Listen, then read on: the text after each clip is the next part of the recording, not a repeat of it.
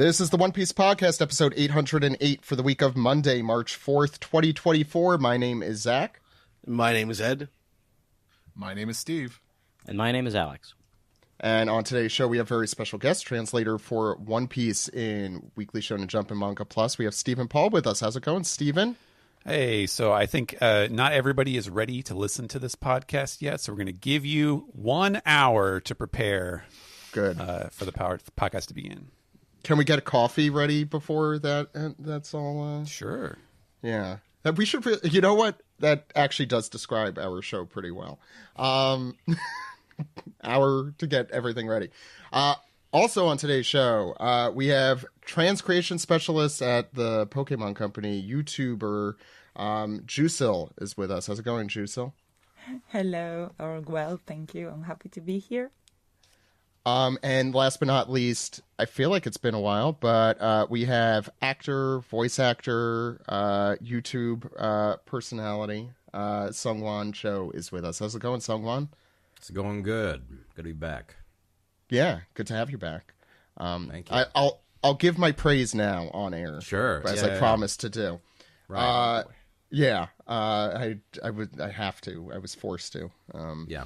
But no, I've been very much enjoying ProZD Plays Games, and it's been getting me through work, despite sometimes a decision in Ace Attorney taking a little too long. But that's okay. Sure, it's no one's fault.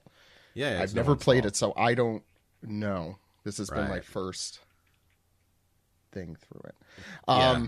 Well, yeah, thank you. Yeah, our co-host, old Yurko over here, and I do a Let's Play channel, and it's a lot of fun. ProZD Plays Games. Go check it out. Yeah. Thank you for complimenting us on mic or on air. On air. Much appreciated. Yeah. I promise not to, and yet, yeah, no, and I saw.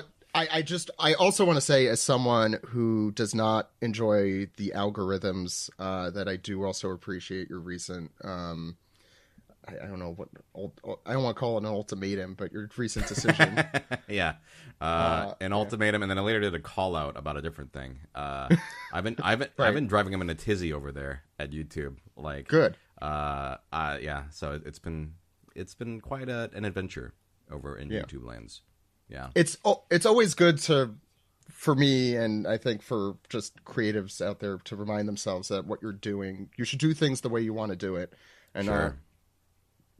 I think like a lot of YouTubers with their thumbnails that are like, "Oh my God, look at the," I don't know, whatever they do. Right. Just being true to yourself is always the best way to go if you can do it. That's what I always tell people. So yeah, see, yeah. You could learn something listening to this. Yeah. Self-improvement.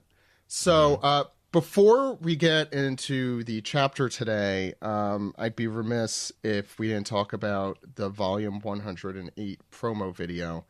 Does anyone want to, Steven, did you want to take the helm in that, or Steve?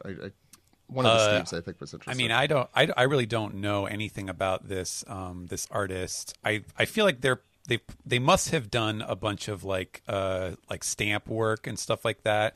I know that's a big thing in Japan, especially for line and things like that. I feel like their style looks perfect for it. But yeah, their name is Kawaisoni-san, or what did you say the Google Translate was? Poor man. Poor man. Poor man. Okay, it's just sort of like, oh, poor thing or poor something.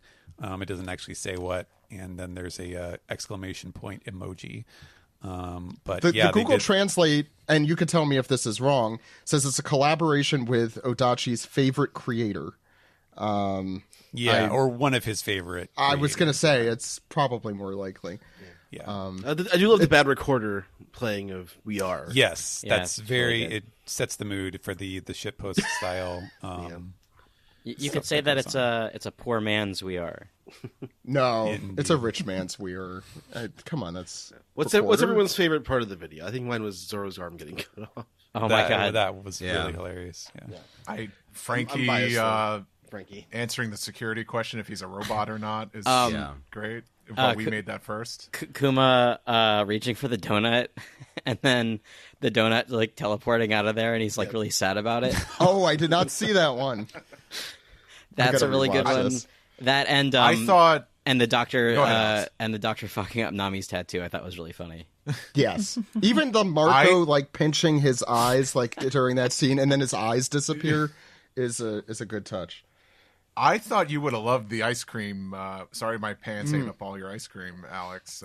I would have done that one differently. I would have had the pants like grow a mouth. That's what I was expecting. Eat the little girl. I love the elephant running at Rayleigh because I can relate. That's what you dream about, right? Yeah.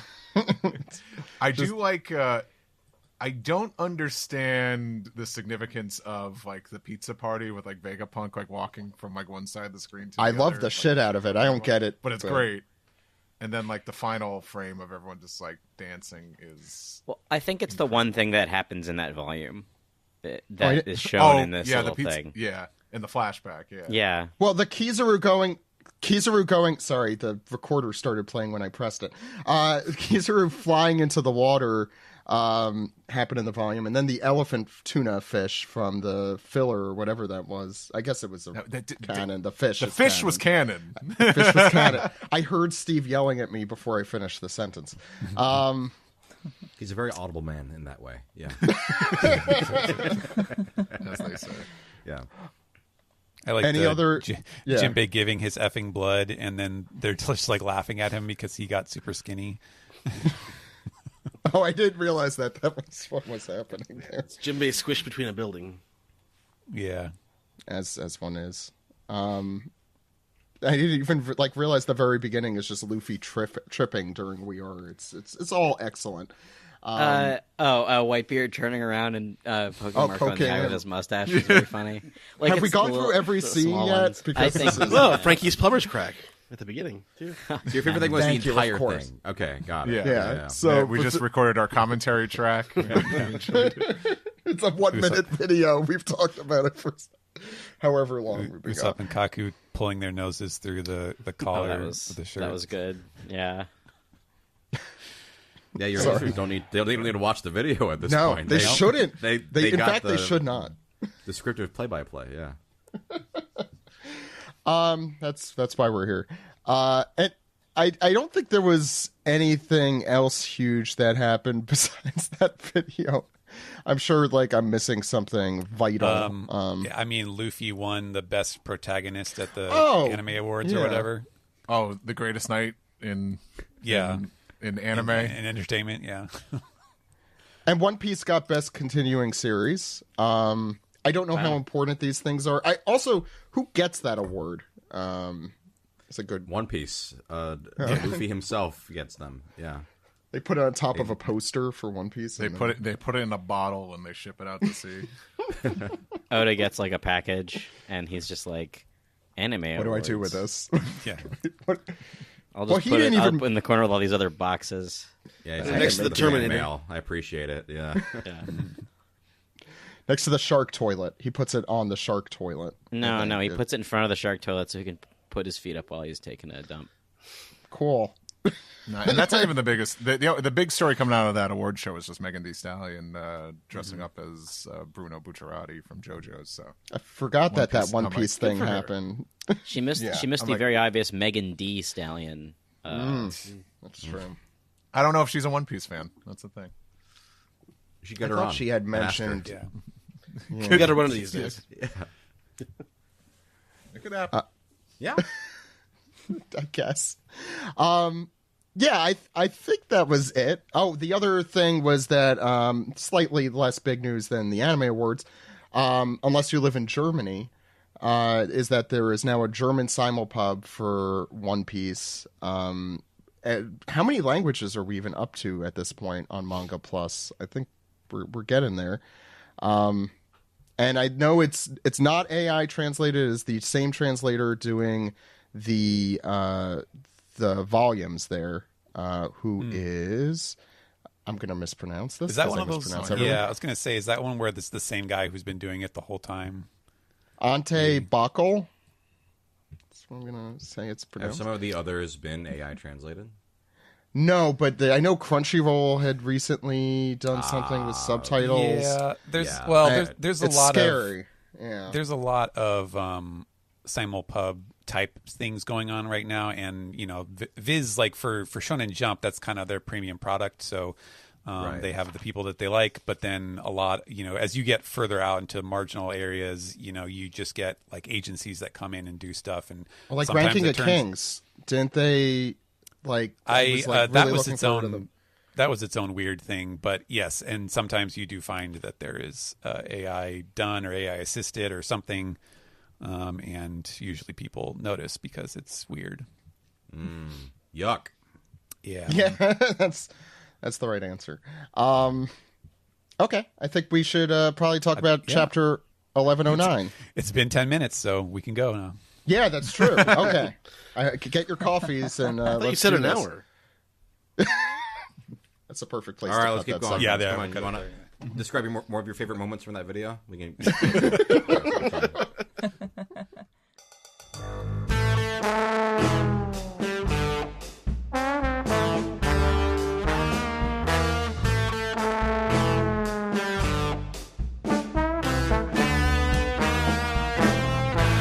This is the manga recap for chapter 1109, Interception.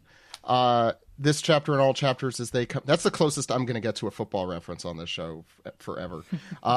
This chapter and all chapters come out as soon as they do in Japan for free, legally worldwide at shonenjump.viz.com and mangaplus.shueisha.co.jp.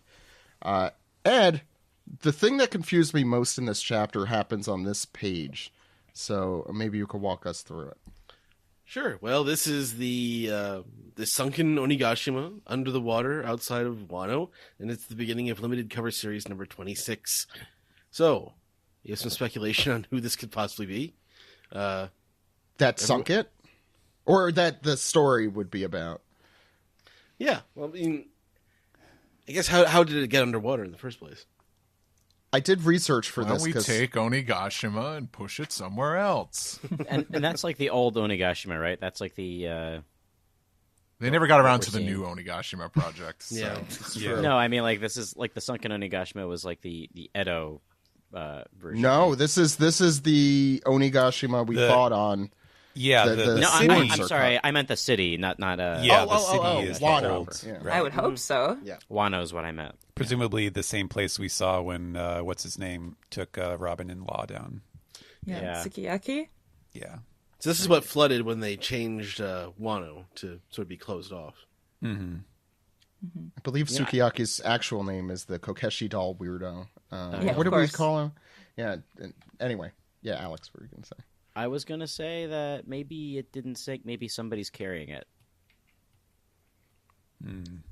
I went back because this confused the hell out of me because the whole plot line was Momonosuke slowly bringing it down onto land, which he does in 1050, and then in 1052 it's still sitting there. So I assume in this we're gonna have some sort of explanation as to why it is now under the water. But I don't know who this could be about. Like, especially if we're underwater already, is there a fishman or fish person or someone? Any one of the Toby Roppo. I guess. Yeah, I'm still hoping for Ulti and Pepe sibling adventures. Sasaki. It could be a Sasaki cover story. Everyone's looking Boy, forward to our that. favorite. They all have devil fruits, though, Jack. right? It could be Jack. Yeah. Oh no. Oh God, yeah. Jack. The grand misadventures of everyone's favorite non-character, Jack. Hey, We got 7 more minutes to theorize. yes, 7 more minutes. One more thing. Sorry. Cover stories all involve really lame characters like Germa 66, Caribou. Capone Bench is not lame. Okay, Yeah. that's the exception. There's an exception to Enaru's not lame. Wow, Django, Buggy. also not lame. Buggy. Mr. Original cover story. Baroque Works, also not lame. Buggy could be lame at times, but that's his image. That's what he's going for. I that get bo's lame as hell. I get what you mean here, Zach. Yeah, I know. I fucked it up. Okay, do- why we get I was going to say, I do want to point out, because I know Joey, our good friend Joey, picked up on this, and I do feel I should address. So the Onigashima sinks thing is very similar to, there's a very famous book and I think multiple movies that they've adapted. One recently came out on Netflix a couple of years ago. You also directed, I think. Right? Yes, there was an anime series, Japan Sinks is a classic, disaster thing in Japan about like a big earthquake, and then the nation basically splits apart, and all of this bad stuff happens, but the spirit lives on, et cetera, et cetera. And Onigashima Sinks. Now, it is not actually the exact same phrasing. It's a verb in here with Onigashima Sinks, and the sinks in Japan Sinks is like a noun, or like Japan deluged or something like that, or sunken. So it is not a literal take on it, but obviously the similarity is hard to miss, I guess. So just wanted to point that out. There was one more thing I want to mention. Maybe we'll finally find out what that sword's all about. Because I remember when we entered Onigashima, it's like, I hope we learn something about that the next 10 years. Okay. But no. Ed, was that 10 minutes? We should do that for every page. I do want to bring up that that the last time I was at Home Depot, an Onigashima sink is just what I need to complete my my skull bathroom. Alex, motif. It was nice having you on the podcast for these 15 years, but that's going to be it. That's it. Now this I'll is see a Home myself Depot. out. Now Yeah. this is a Home Depot parking lot chapter. There it is. Ed, please get us started. Sure. So we start up at the Labo phase above the clouds, Egghead, and we hear over the loudspeaker saying it. Come now, Stella, you can't just start this up out of nowhere. What do you mean, Shaka? Surely the audience will need to be adequately prepared to hear it. You really think that's necessary? Some intelligence agency would pick it up and it'll spread across the world by the next day. Are you certain about that? What if they manipulate the information? And so we go from... We get to see a little bit of the recording here on the screen, and then more scenes of carnage and chaos outside of Onigashima, down where the Navy ships are being destroyed. And maybe the sailors, the soldiers, they can't figure out where the hell this noise is coming from. It's coming across every ship's snails. And I guess Vegapunk here continues over the loudspeaker. I will relay the signal through every naval base in the world. And we get one of the Marine officers just freaking out. Total freak out face here. Says, turn that off! But the operator says, but I can't. And Vegapunk continues, force them to output at maximum strength.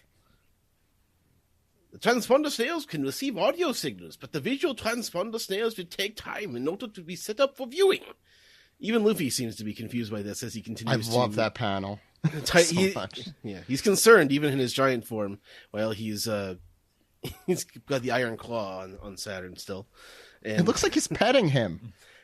Yeah, but stiff the threat arm. the threat is there. Yeah. Nice doggy. nice spider yokai. Nice. Saturn's stinger pops up.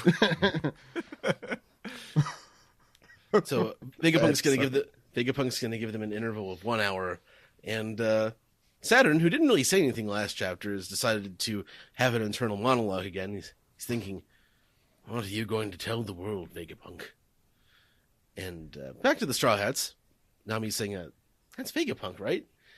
Where's it coming from? Why now?" Chopper and Usopp are sort of confused, standing around with her. But Edison, too. And Edison's there too.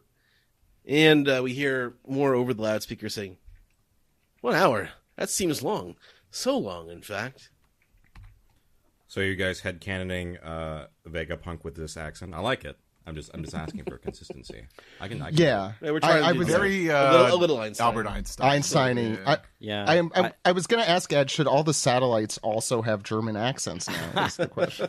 Very varying different dialects. Whenever I did, mine was like Ludwig von Drake with a lisp. Ah, okay. And then Shaka, also German accent? Or That's is your that not call. consistent? I don't Okay. think that's very consistent. Play with it, yeah. And so this next bubble is this Shaka still talking? I'm not think even so. sure. It's one of the two. I mean, it's the same person. Yeah. I guess. I guess that's true. All right. I would say the first one is Shaka. I think That's so. the first Shaka, and then yeah. and then Vegapunk's responding to it. Okay. So a bunch of shit's happening, and then Shaka continues, that it will give those who might not want this message heard the time to interfere with it. Very well, let us set the preparation period for the message to, 10 minutes! Isn't that your voice, Vegapunk? Says Sanji, right? Hey, Yes. Wake up! You hear that word? Saturn does his sacred Mary Joa. What is that signal? Someone explain this now. Saturn, what happened with Vegapunk? This is Saturn answering them, correct? Right? Telepathically somehow, it's not made clear. Yeah. It's not. Yes. Or okay, got it. Kizaru killed him. He should be dead now. Ah, I think I saw it. So he set up this message to play in the event of his own death? Most likely. And who knows what he might say. If we can find the source of the transmission, I can't imagine it's coming from anywhere but the lava phase on Egghead, and it's protected by that barrier. So, this is Shaka. Sometimes I just gotta ask. Like, sometimes the bubbles, I'm kind of... It's not clear. So Shaka, Vegapunk, then... What's this guy's name? I don't remember all their... He's dead. That's Pythagoras? why. Yeah. Pythagoras. Yeah. That's right. So, 9.5 minutes to kill. What now? Want to invent something? I'm rather busy. Why not have some coffee? I don't know, that's just what I'm going with.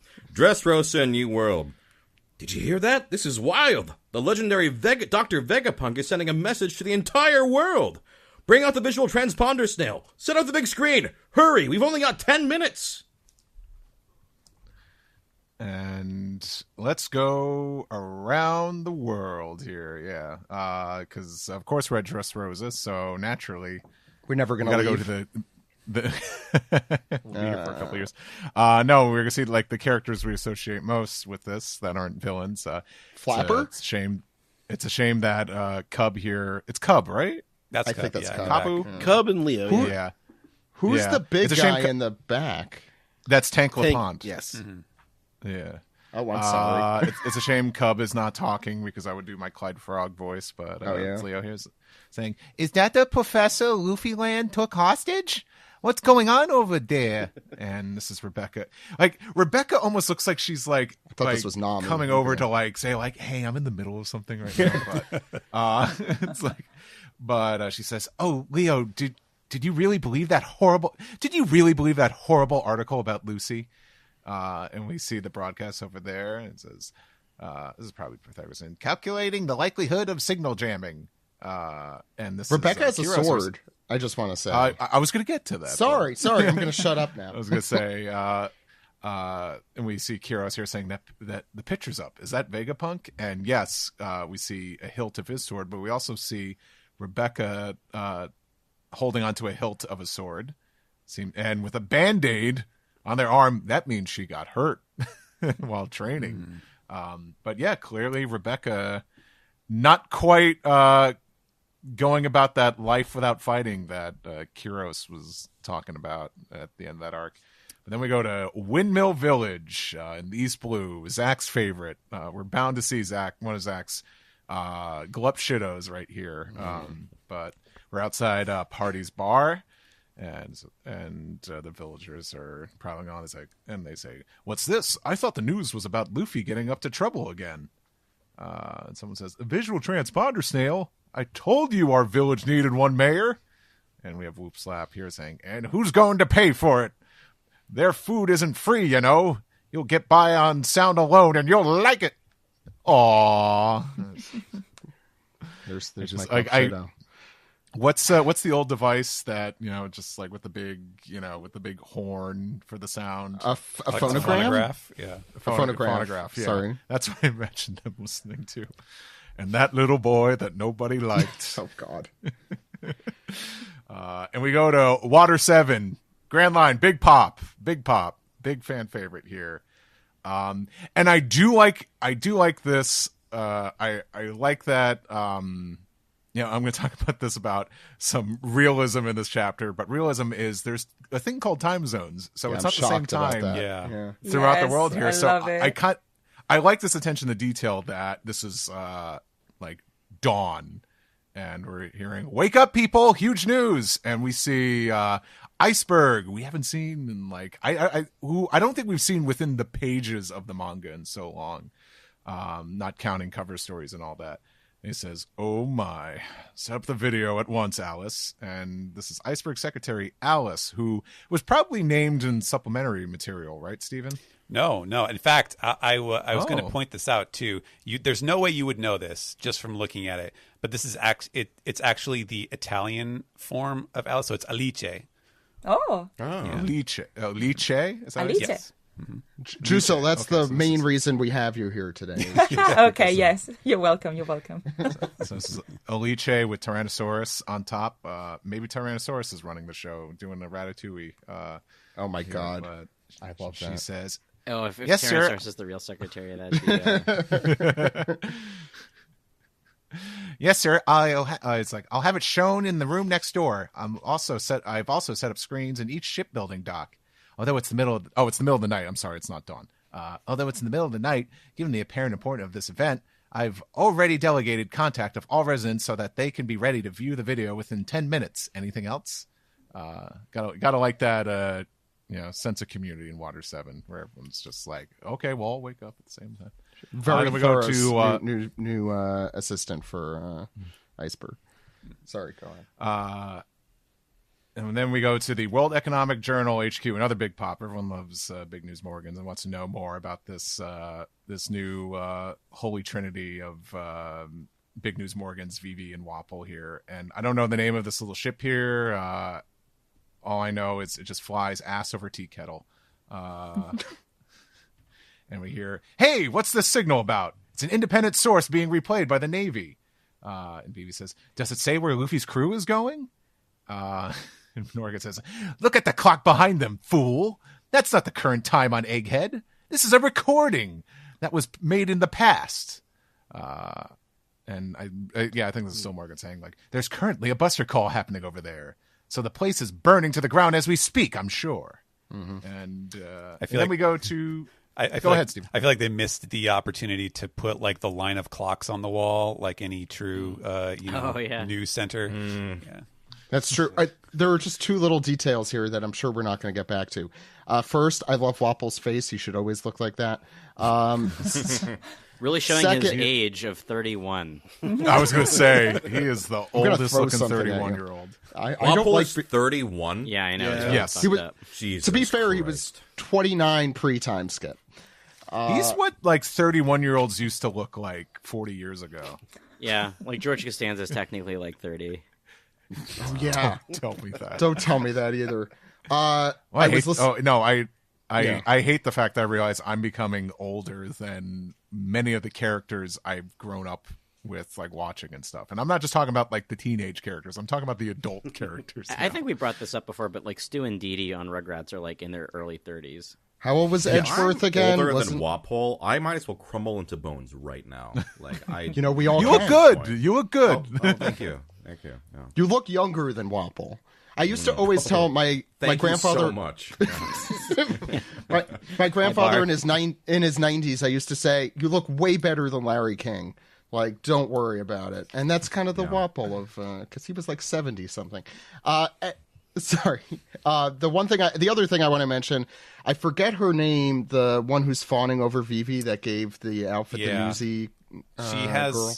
Yeah, she has a weird thing. I don't think I had the name done from the SBS when we recorded the recap of the SBS, but I want to say I gave her a name that was like you one of my clothes or something like that, because that's what it basically was. Mm-hmm. It was a reference to her giving Vivi her clothes. Doesn't seem like she's wearing that outfit anymore, or is she still? She's just like Elizabeth Holmes. This girl is just, as far as I've heard, a lesbian icon who loves Vivi, and that's what we have here. All right. So there you go. And then we go to generic location in West Blue. Kind of looks. It looks like it's got like Dragon Ball mountains, but I bet it's like I bet it's like a Cowboys desert like area, and we see the broadcast and people saying So that's the real Dr. Vegapunk. Look at his head. His mind's so sharp it cut itself. We go to North Blue where it's very cold. And this man says, the man who brought light to the world. Then we go to the South Blue where it's tropical and a warm island breeze to warm your icy soul. And this is, I guess this is people saying, what's so important to him to say to the entire world? Is it the invention of the century? Oh man, I wish my bread could be sliced. It's so hard to have this giant loaf of bread. One little detail I did want to mention too. I don't know why they didn't bring over the emphasis that I put on, but in Kuros's line when he's like, "Is that Vegapunk?" I had it as like, "Is that Vegapunk?" So that it's like clear that he's looking at Pythagoras, like that's Vegapunk, like this weird fucking robot guy. So I thought that was funny. You live in the One Piece world. You live in the One Piece world. The people look ridiculous. Steven, the line that his mind's so sharp it cut itself. What's that in Japanese? Is that like a weird joke? Yeah, and I mean that's as close as I can get because basically like to have a sharp or cut mind is kind of similar to English. Like that's how you would say somebody is really smart. And so Oda's just making a joke about how like the fact that yes, he has a sharp mind and yet it is also that his head is cut like by a sharp object. So that was me kind of bringing it over. The different blues, by the way, are like Star Wars planets where there is one climate for the entire ocean. We'll move on to the Kamabaka Queendom, where it is dawn, Steve. That's the one you were thinking of. And we head toward wherever the trees are and everyone's hanging out, and see probably the most ornate of the transponder snail screens. Love it. It looks like, was it those neon sign things in Las Vegas or whatever? Straight out of Candyland. There it is. The coffee will take 10 minutes to brew. And, I guess that might have been Shaka, but whatever. Then I won't have any time to drink it. That's actually probably one of the better versions of that voice I've done. I say to myself. And noting that also that Pythagoras, like, I calculate the chances of jamming are exceedingly low. He should actually probably have the voice of Hal from 2001, the more I think about it. Anyway, Ivankov is like, what is Vegapunk doing now? And why doesn't he have a freakishly giant head? Essentially. And we have the rest of the revolutionary gang. You have Bella Betty and Sabo, I guess, and Koala and Morley. Morley. No. I'm trying to think of the other guy's name who I always forget. Lindbergh. Lindbergh is the cat, yeah. The Lindbergh cat. There's Karasu in the middle. Oh, yeah. Tiny, teeny tiny. He misses his fly dada. By the way, Karasu right in the fold of the page, so if you're reading this physically... You'll never see him. Never. And I happened to talk about this very next thing last week, saying that I suspect my death is imminent, is what Shaka said back at almost the very beginning of this arc. Dragon recalling that conversation that we never got to see the conclusion of. And then we head to Egghead, where I think it's day, but it's also mostly just chaos. And you have a giant Luffy, after he was petting the spider yokai and the holding his little Kizaru toy, saying, so all those punches meant nothing to you, huh? And then we get first we get the creepy Saturn Eye, and then either Kizaru thinks something is very cool or he's shooting laser beams out of his eyes. That Kizaru panel is when I know my Grubhub order is coming. It's like, ooh. Anyway. Yeah. No, I'm just thinking of what Kizaru would get at Grubhub. That's for another discussion. And Luffy ducks both of these. I assume this was a future sight kind of thing because he talks about it after, but maybe I'm over-reading, which I do sometimes. And so, yeah, you have that weird tentacle spider leg thing coming out of Saturn, and Kizaru, who Luffy is still holding, is trying to laser beam him in the face.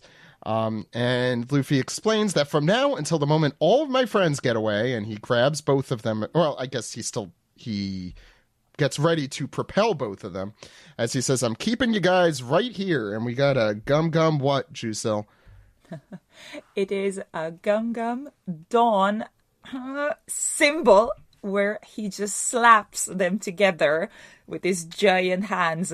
And you see what should be gross? That looks like Saturn is just splashed to death, but of course it's not, because it's Luffy being silly. It's hard to kill a spider, to be fair, sometimes. I would never. That is just disgusting. That's just, imagine like having that? a spider Yeah. that big and just smashing it like that. No, I would just, no. But he does the symbols with them, and then there is a massive shockwave, I think. And then you see them pancake flat, just so silly, but still giant, because Luffy still has giant hands. So Kizaru is his size, and Saturn is still his massive size, but they are tiny flat sheets of themselves just falling down with stars on their heads. Just, ooh, okay. And then, I know why. That's why you made me read these, right? Because they're pizzas now. No. It all comes back to this. To be fair, that's the highest compliment I could impart onto someone, is the pizza page. And then, of course, he puts them on his index fingers and treats them like pizza doughs, like a proper... I mean, it's pizza chef, right? I don't have a proper way to say it in English, because we do have a word for it in Italian, which is pizzaiolo. It doesn't really translate well to English, pizza chef, but that's what they do. They just they just swing them like that, and it's so silly, even though Saturn is still massive. And they just scream, ah, ah! And Luffy also screams, "If you just bounce back from anything I do." Alex? Let's see you bounce back from this. And he sort of just flings them like two, pardon the Pepperoni term, pizzas. destructo discs. A very I was dumb really joke hoping you would that, say hands on, like like the old man I know you are. well, it's more fun to say destructo disc. I have a very dumb joke that only Steve might appreciate, but like seeing first off, seeing Luffy hold Kizaru like that, like he's a toy, makes you really want like an action figure Kizaru. But then I had the very dumb thought of just like Kizaru getting whenever Kizaru gets thrown, I just see from Toy Story, not a flying toy. Yes. Just like, Not a flying This toy. toy cannot not actually a flying toy. Yeah. Anyway, I love how dire that voice is too. not a flying toy. So they get flung like novelty flying discs. We can't say frisbee because then we'd have to pay them. Crap, I just said it. I didn't know that was a trademark. Yep, just like Band-Aid and Yeah, but I'm not going to get into this, And but Jell-O. when something becomes overused enough, they can't protect their trademark anymore. well, Although la-di-da, Ed may mister. be I have able a IP law degree. I don't have an IP law degree. That's not a thing that exists. But Ed does. Not really. No, Okay, that's not really whatever. a thing that... Anyways, the Marines who are on this ship are just sort of like hanging out, having some sort of like, Doc Hammer, Jackson Public back and forth conversation about, I don't know, some 80s synth band. And then one of them sees out of their binoculars Luffy, and he says, "He just threw something," and the other guy goes, "Huh?" And before they have any chance to react, both Saturn and Kizaru are they make contact with the naval ship, and it explodes. So I think that's just Kizaru, isn't it? Yeah, it's just Kizaru. I think Oh, so. it is just Kizaru, yes. Yeah, and I don't think they are dead, because I think... Is that them on the next page later? It might Or be. those three different... We don't know. We just a bunch don't of It random doesn't Marines. matter. Yeah. Yeah, it doesn't matter in the long run. Let's say they died, and Luffy laughs in their face at their misfortune, as a proper Kienzan. Saturn does a little Yui and spins right back into Luffy, cutting him in half, and then Planet Namek explodes. No, that doesn't happen. But he does. I does make a I Yui. thought there were 10 minutes here, not 5 minutes. Yeah. God, Jesus. That's now there's a That's a comparison that I didn't even think about earlier. But anyway, here comes Saturn. He's no longer as flat as a pancake, more like a giant spiked monster truck wheel. And he's headed straight for Luffy, whose eyes are bugging out, and he's like, "What? How come nothing I do damages him?" And he's got steam popping out of his nose. Very, very fun face there. Meanwhile, on the naval ship that hath been thrown with Kizaru all over it, these two guys are coming up to Kizaru, who's just sort of making that same face he made several chapters ago, where he's just sort of like, God, what do I do, or what have I done? You know, he's at a crossroads here, and they're going, Admiral Kizaru, what happened? You all right, Admiral? And meanwhile, back at the ranch, Saturn is careening towards Luffy, who is doing his Roadrunner legs run. Oh yeah, right out of there. I didn't see that. Trying to dodge. Saturn is so what Saturn is doing is he's sort of spinning like a wheel and also doing a Gatling move with his pincers, his legs, his spider legs, with like a da da da da da da da da. And he gets a telepathic message from one of the five elders. Saturn, there's no time. Vegapunk must not be given license to speak. And we go to the next. I'm shocked you did not do a Palpatine there. Well, they can't all be Palpatine. Yeah. Why not? I mean, I guess they can be. They can all be clones. And on the next page, we see the previously seen giant who is carrying some of the Straw Hats toward his ship. He spies it. There it is. That's our ship. And one of the folks down there, maybe Frankie, who knows, says, "I hope Vegapunk and them are all right." And then Saturn says out loud, "I'll make the summons." Good. And what does that mean? And just on the other side of the page here, there is a large black bolt of lightning that strikes the ground, and there's a lot of buzzing sound effects. And the Marines watching from their ships are like, "Whoa, what's that? Black lightning!" God, that one in the middle. Wow. Yeah. This is a real. I think Oda was ready to finish the chapter on this page. He was like, "All right, I'm just." No, I give me was, like 5 minutes complimenting. Here. That's a reaction face. The one in the middle. Sorry, go ahead. And then we see what appears to be four more large summoning circles with the black lightning either emanating or striking it there. It's a very cool sort of angled page here, and Luffy is darting away in confusion, and then his eyes pop out. He's like, "What's that?" And in the distance, we see Sanji and carrying Vegapunk, as we see the lightning bolts in the distance over the buildings there, and he remarks, probably redundantly, "That's the same thing as when Spider Gramps showed up." But I do appreciate that we get to use the word Spider Gramps again. I was going to say. Yeah, when some pedestrian stopped running to yell, "It's Spider Gramps!" Yeah, and that pedestrian was Sanji. And pointed. Sanji drops Vegapunk to point. "It's Spider Gramps!" He stole that guy's pizza. He did. Someone should have.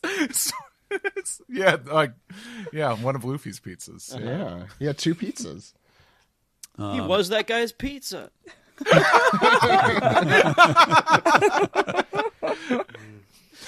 Pizza time. Oh man.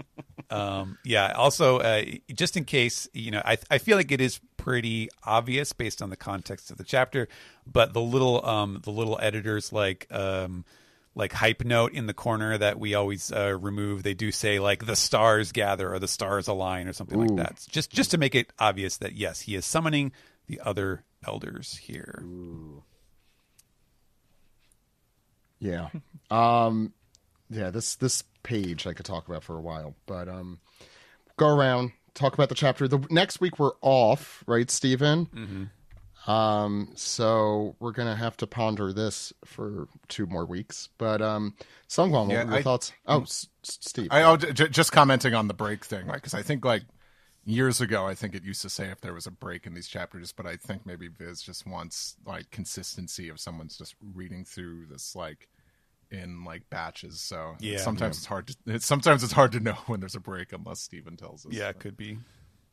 And they don't always program it into the like the Shonen Jump timer thing, so I don't think it says anything right now about when it's supposed to. It sometimes takes a few days. For it says it on Manga Plus. It does. Okay, all right. They got it on. Well, la-di-da, Manga Plus. No, no, that's good. I'm glad they're doing that. SungWon, your thoughts on the chapter? Yeah, it was one of those classic. We're kind of seeing everyone's reactions, right? Like. I think obviously sort of the maybe most interesting stuff is with the Elder Stars, right? Like I'm curious to see kind of where this goes, and it's always nice to see everyone we've seen along the way. I think that was sort of my main takeaway from it. Like I also I'm usually like a couple chapters behind, so I read I think this and the previous chapter right before this for the. And shit's crazy. Wow. Yeah. Good description. Steven, your thoughts? I was kind of laughing to myself listening to you guys speculate on where this announcement was going to go last week on the recorded. I feel like, Zach, I don't remember, but I feel like you were skeptical that we were going to find out what it was. Was that Alex? Definitely was. Well, I don't know. I don't know if Go ahead, I don't know if you were being sarcastic, Zach. Maybe I should just let you answer. But I could have swore I thought you said like we find out what the secret is next week, and I'm like, I was being sarcastic. Okay. I thought we were like the beginning did not surprise me in that we got a stall because it can't be in the first page that you open the chapter and find out. Right. But I was a little surprised as to how much. I mean, I think I'll save my thoughts in full, but I think the ending distracts you enough from the fact that actually the whole chapter distracts you enough from being like, and what were you about to say? Yeah, I'm not super surprised. This is very in form for Oda. Am I disappointed? That's a different question. Not only do we not get it this chapter, there's a contrivance that ensures that we're not getting it for several more chapters. Possibly, yeah.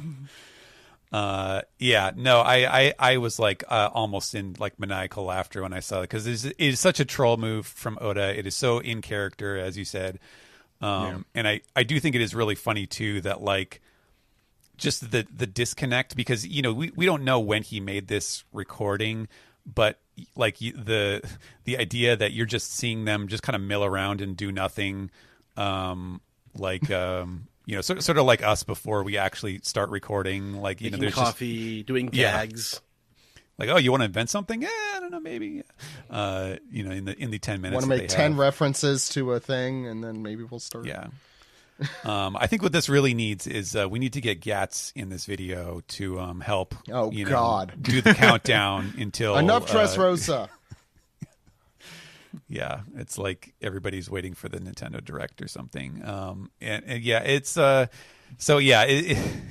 is very much a blue balls kind of a situation. But I think in the long run we will appreciate it more just having the framing of, okay, we see it's not just like, okay, yes, everybody, come in world. Like we actually see all of these characters that we know from around the world reacting, getting themselves set up to react to whatever this reveal is going to be. I think that will help it in the, that'll sell it better in the long run. I don't know, past that, it's just sort of like, okay, what is the deal? Like maybe we're finally going to get some answers as to what the deal is with these demonic powers and why they seemingly are able to defy so many of the presumed, laws of physics here in the One Piece world. I don't know, Luffy can do that too. So maybe there's some kind of counterpoint, the demonic counterpoint to Luffy's that how they can telepathically communicate across the ocean and instantly teleport around and stuff like that. Like if Saturn can call them, does that mean? I guess they can call each other to one of the other members, because otherwise it wouldn't make sense of why Saturn needed to be ferried on a ship across the ocean with the Navy to get here.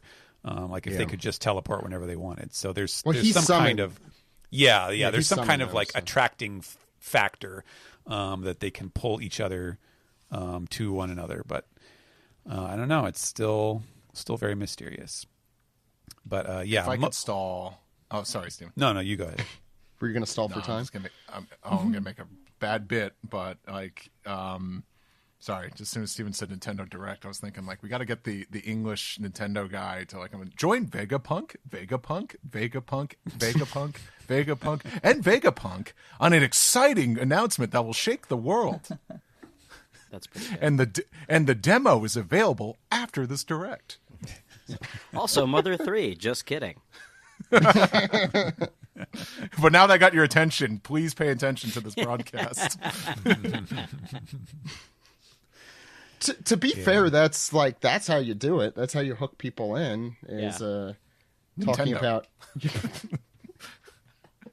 I mean, there were Nintendo controllers on Egghead, right? I mean, I think there was one in the anime this week, right? Sorry, go ahead, Steven. That's really all I have to say. It's just it's a big cock tease chapter. Yeah, that's what it's called. Giusil. Yeah, it's I don't know why I was even hoping for some of the truth this chapter, because of course there wasn't going to be something like that, but it's a very odd way to do it anyway, so I'm not surprised. I'm just I just really really really want to know, and now I'm imagining things going from here, these are even less than 10 minutes now. We're I don't know, at let's say 7 minutes, but now they're gonna get distracted with the 5 elders on the island and the mess going on. The 5 elders gonna get distracted with Luffy, and they're not gonna stop it. We're not gonna hear it, and after the fight is done, that was the truth. Then I would just cry. So let's hope not. But it's just a big mess, and it keeps getting bigger. So I just really wonder how Egghead is gonna end, if not completely destroyed. It's just so much going on. But yeah, it was really good still. Alex. Oh boy, everybody's favorite, a countdown chapter. Beginning of the countdown. Well, no, this whole thing has been more along the lines of, who is Eric Cartman's father? The next chapter is going to be a completely it's going to be We're Roboco. off next week, Yeah. Or the next chapter is not even going to be a One Piece chapter. It's going to be a Sora the Adventurer of the Sea comic or something like that. Sora versus Panda Man. I feel like Panda Man would work best. That's actually true. Yeah, that would Panda be Man good. is his big old flapping head. And the onion guy and the rest. Yeah. Tomato Gang. All those. Yeah, and Ugly Bob. I hate calling people the GOAT, but if Oda were to do that, I would be like, sorry, I got to say it. That would be amazing. I would love that. I mean, it's a little early for April 1st, so yeah, not I think that early though.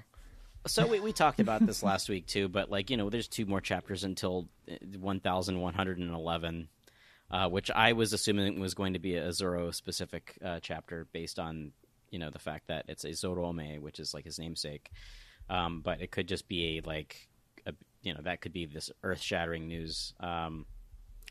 Or like Giusil said, we might never even hear it. It could just be the rest of the world knows and we don't, which would also be on brand for Oda.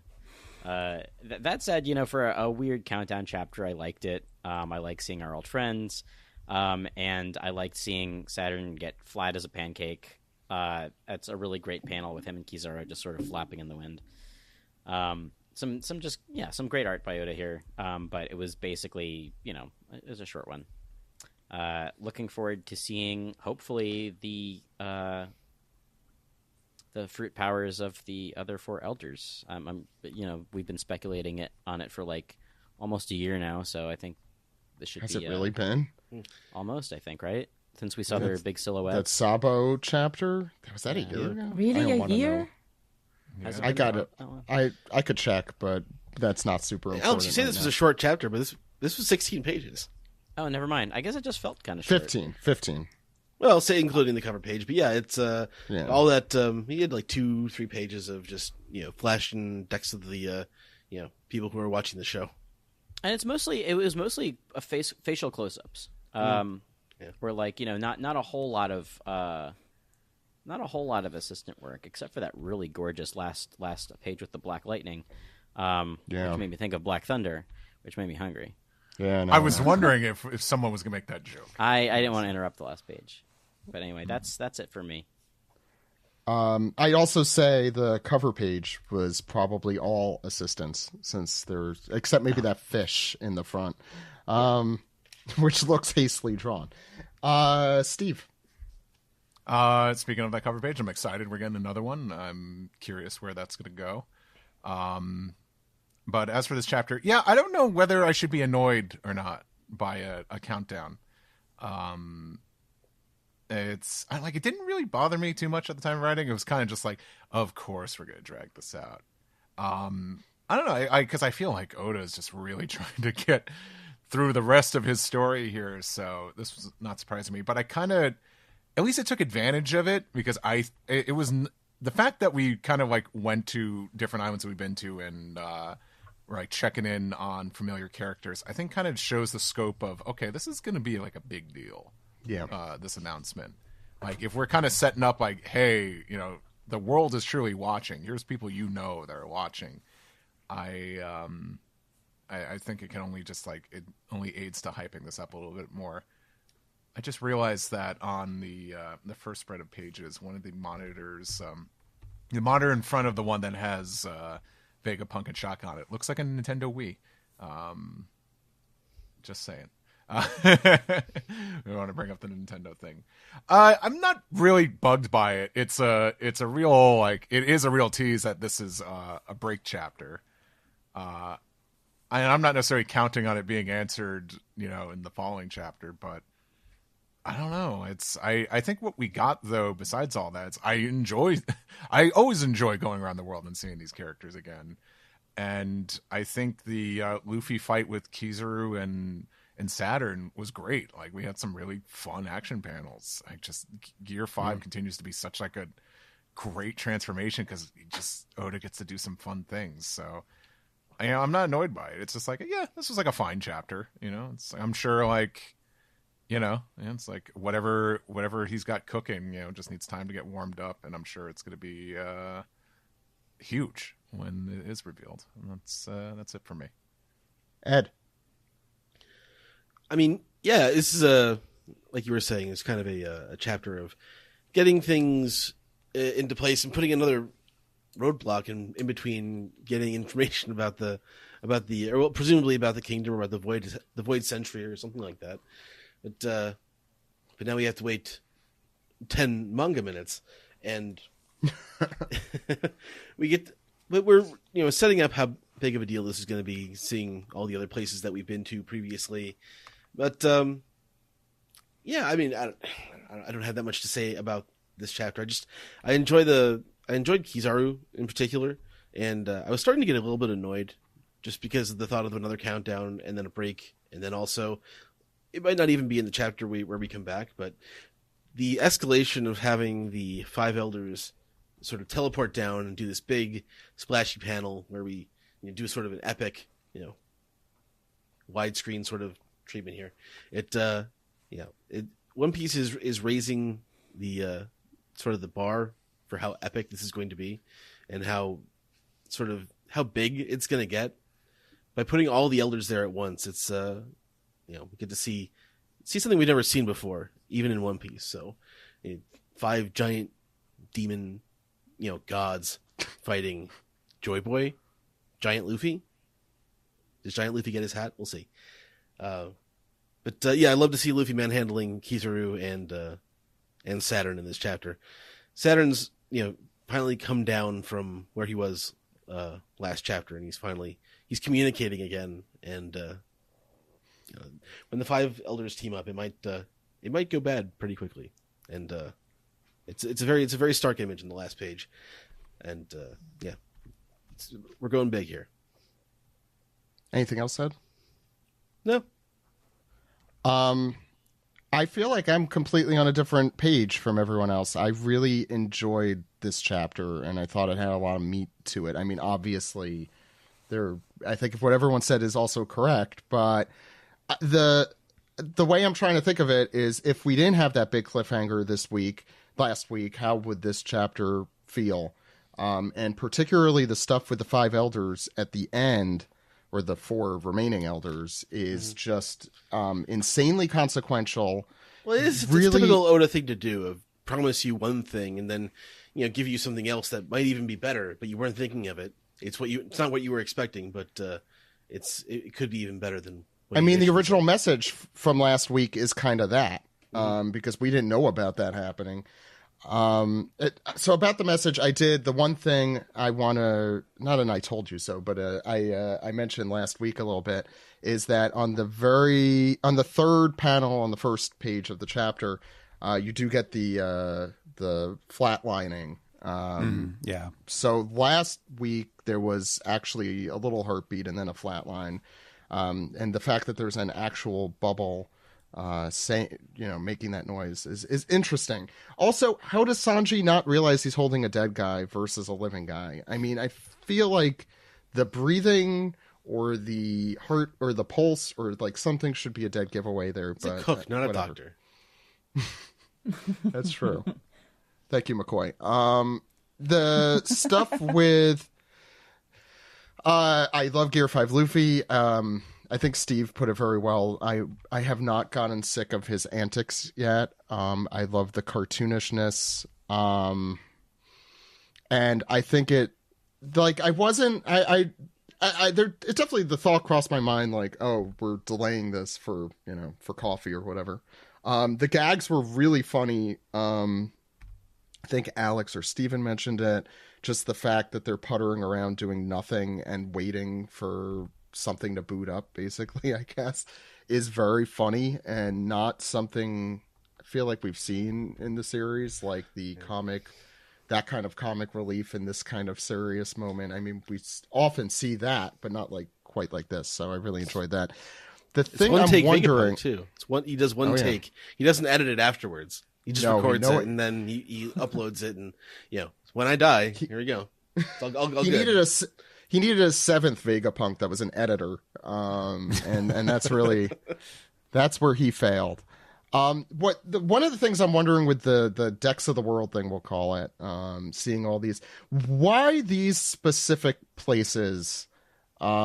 Is there any reason to the rhyme here as to why? Oh, Alex.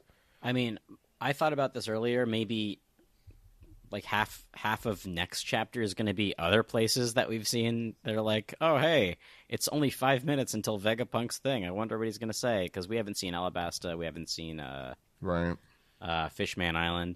To be fair, there's no one in Alabasta left that we care about, right? Oh, God, that's true. Everybody's yeah. Well, I mean, Dressrosa is connected Toza. Dressrosa is connected to the world nobles through Doflamingo, and Water 7 had the plans to Pluton at one point. Or maybe Cross Guild, their reaction to it, I guess.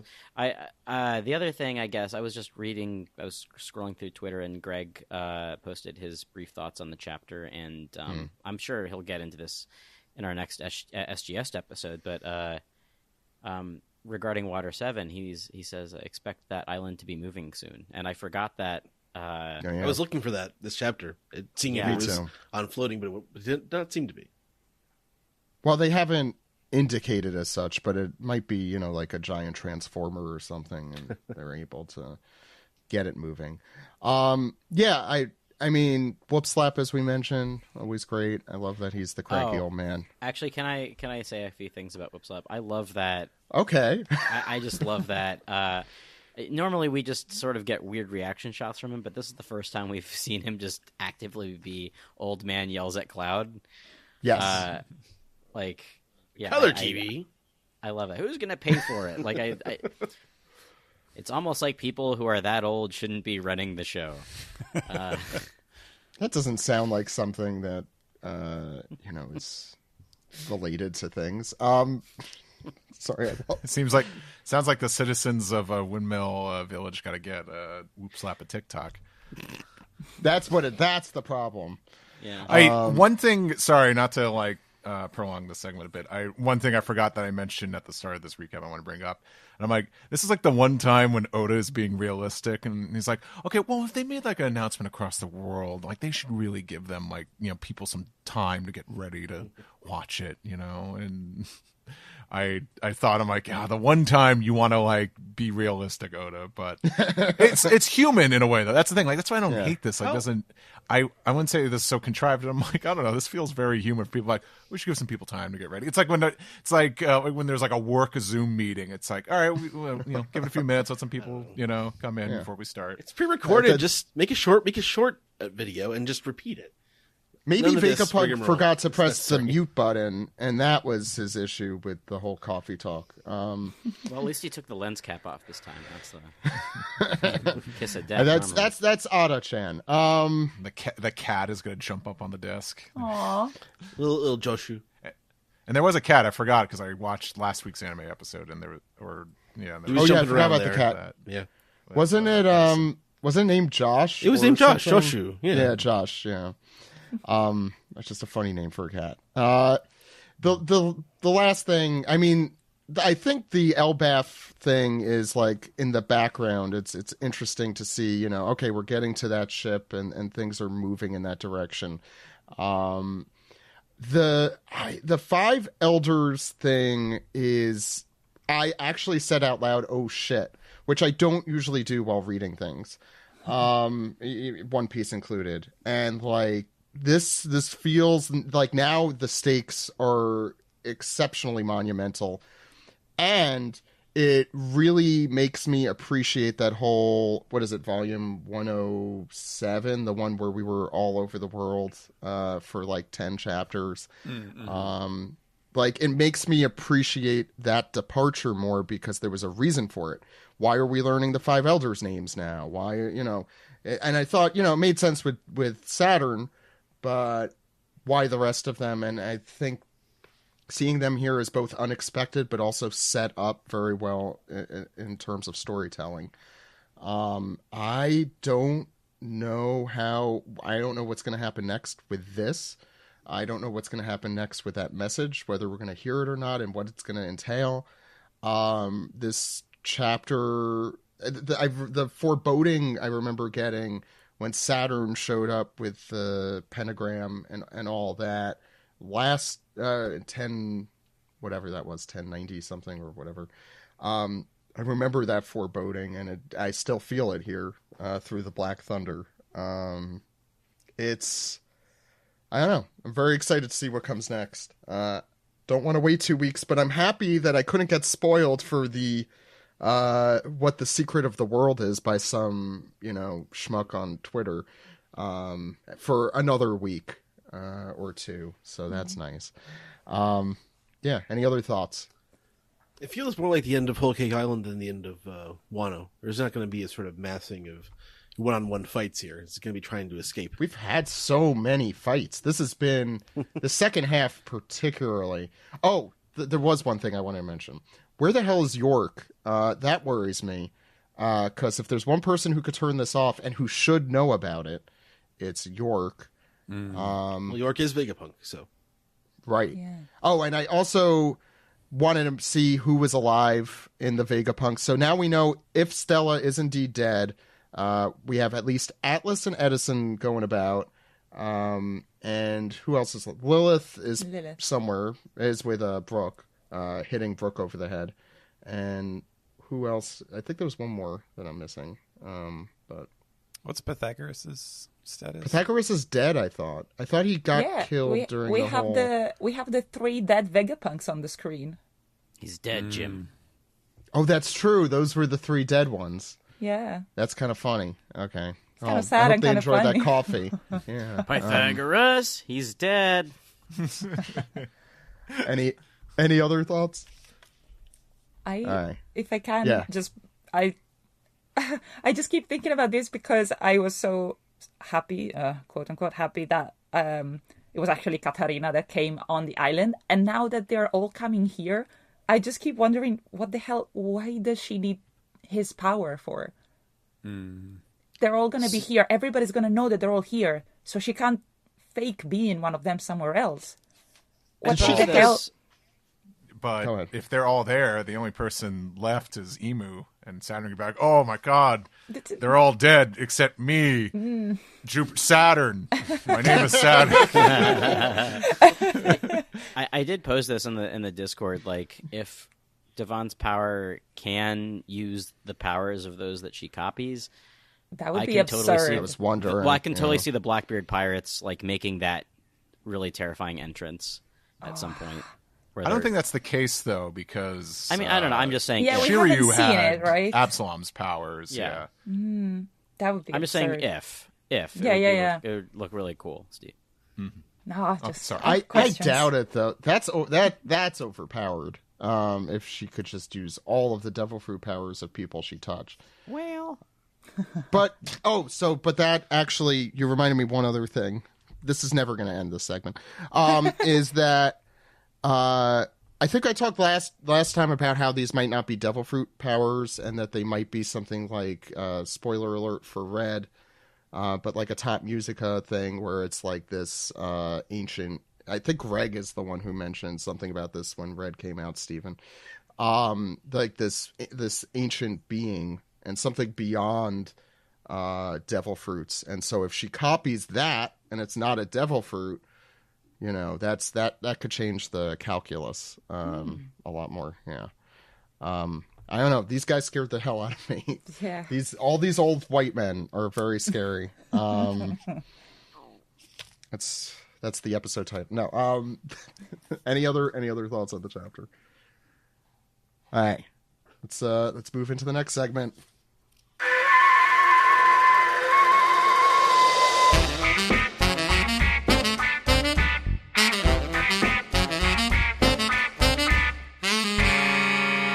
This is the anime recap for episode 1096, A Forbidden Piece of History, A Theory Concerning a Kingdom. I'm your host, Sam, and today with me we have Carfax's own Steve Yurko. Look at the Carfax. Show me the Carfax. There we go. There we go. Yeah. Of course, like Carfax's own Steve Yurko would know what the catchphrase is. Well, normally you're the one who's doing the showing, right? Yeah. Yeah, I'm not the fox. The fox says, "Show me the Carfax," and I'm like, okay. So is the fox... The fox is working for the company, though, right? Well, what? It started as... Because I'm just like looking at the little booklet here. He's wearing a T-shirt that says "Car Fox." Well, originally the whole thing was just like, oh, no, that's a fox. I said, "Show me the Carfax." I'm like, no, here it is. Like, no, that's a fox. And then they just adopted like a fox puppet as the mascot. Wow. I guess you would be the man to know your Carfax lore. Being watched too much Carfax's own Steve Yurko. Yeah. Hope you all enjoyed that segment.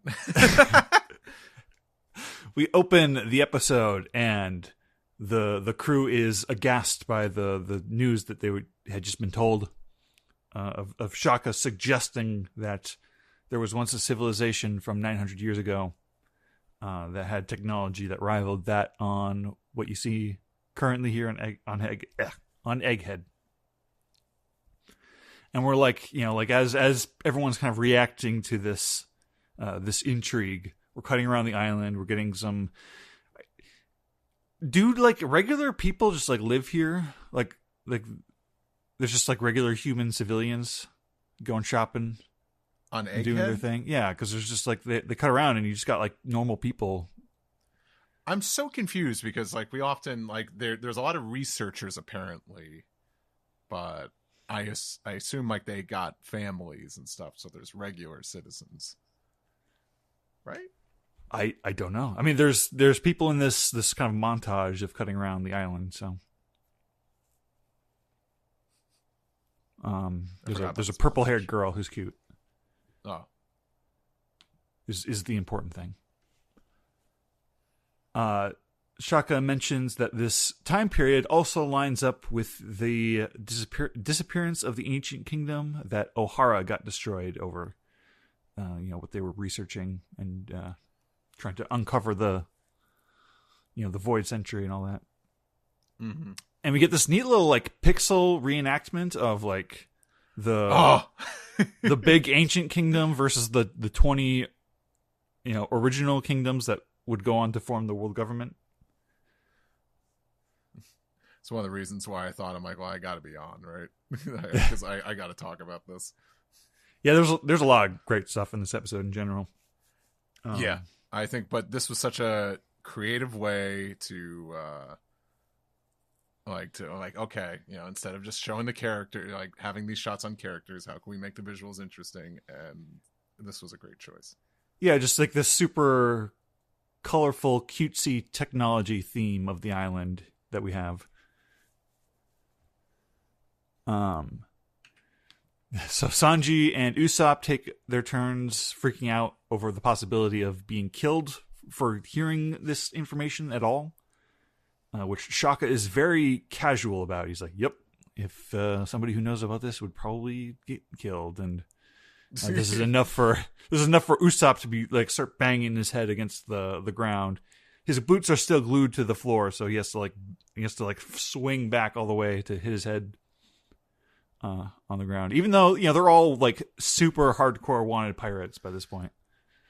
Sorry, I can't help because I'm just too distracted by this, and forgive me if this has been talked about or if this is just a weird thing to talk about, but the Usopp's skin tone, it's so distracting for me every time. Yeah, and like because they go back to old like Ohara flashback clips, and like it's like they've been doing this for a while. When they go back to old stuff, they like have recolored Robin so that she's paler and her hair is like a slightly blue tint. Mm-hmm. Which I think this is like the same. Like I think it's the same edited footage that they've been using for like a while now. Yeah, we'll talk about that when it comes up. But I don't know. I just like because I think like it was distracting, but now it distracts me more because like they've since like fixed Usopp but they've like changed Usopp in the opening. So I'm just even that was like barely you could barely call it a change, really. Yeah, it's obvious to me, but I know episodes are finished like way ahead of when they air, so I just wonder if that's going to be a change we see in the anime too. I don't know. Yeah, I don't know. Yeah, so as Shaka's explaining Ohara, Robin's getting choked up. Vegapunk, Shaka's explaining how he, as the original Vegapunk, went to Ohara after the incident to bring flowers because he knew Clover and he respected Clover and he wanted to pay respects in his own way. And we learned that Clover was in fact like an adventurer. Like he went around the world. He got in trouble with the Navy. He's got a very like Nolan the Adventurer kind of vibe to him. Mm-hmm. And then we get some a good chunk of the episode is dedicated to recapping the Ohara child Robin flashback, and Clover getting shot because he almost said the name of the ancient kingdom in the ensuing tragedy. We have some of Vegapunk's silhouette, like, we're getting an idea of what the real Vegapunk looks like, and he's got this super tall, spiky-haired head thing going on. He looks like a fuzzy cactus or something. Yeah. And fascinating. Yeah, he finds the books in the lake, when the library was being blown up, and the scholar's last ditch attempt to save the books was to toss them out the window into the lake.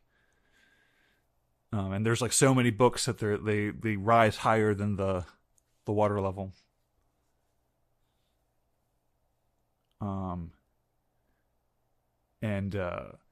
We get more flashbacks.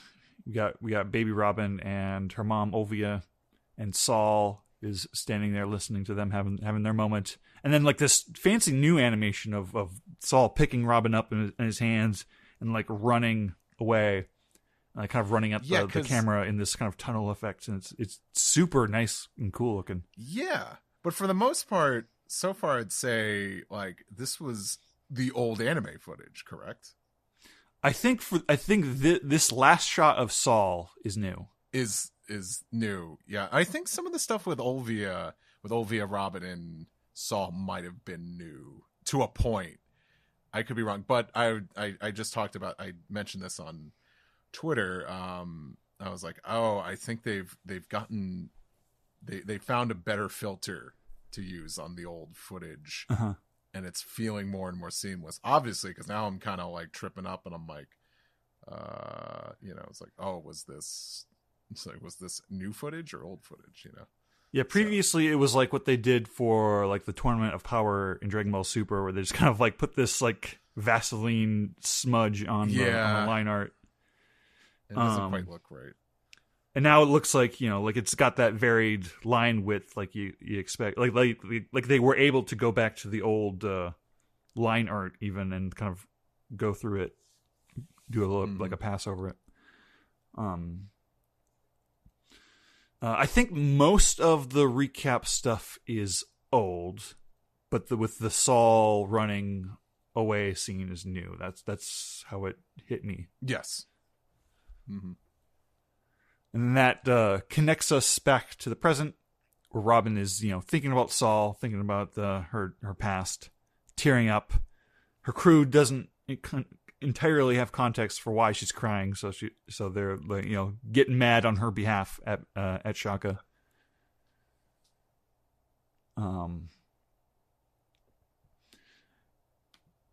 Vegapunk mentioned that he wanted to bring the books back to Punk Hazard, but if he didn't want the higher ups at the government to find out, so he figured that they wouldn't really be safe with him, which prompts him to say, "Actually, I did run into those guys that day as well."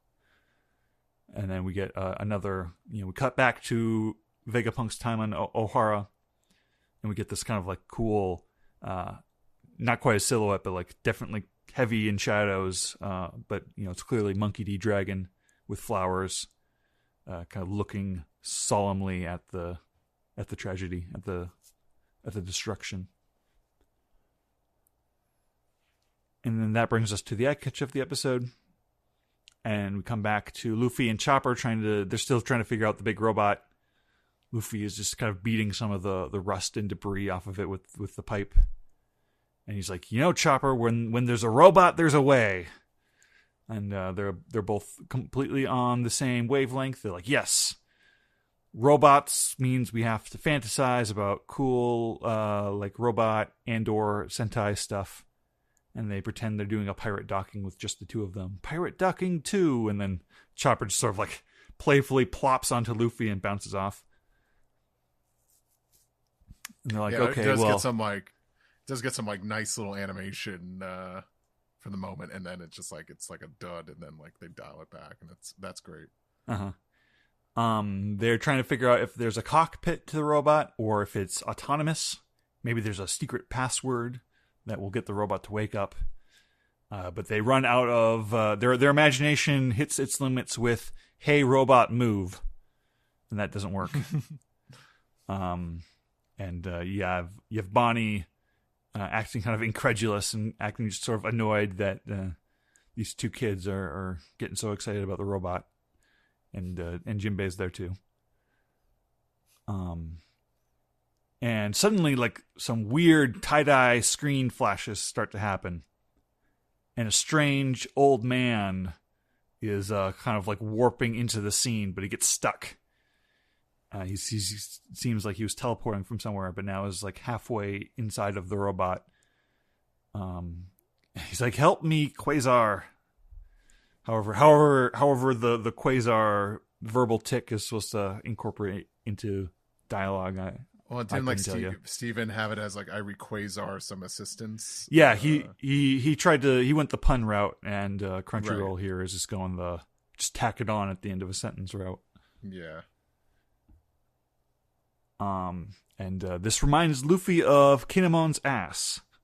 He's like, oh, hey, I remember when somebody was half stuck out of something. So Luffy manages to pull Vegapunk out. And just this whole last sequence is just so delightful to look at.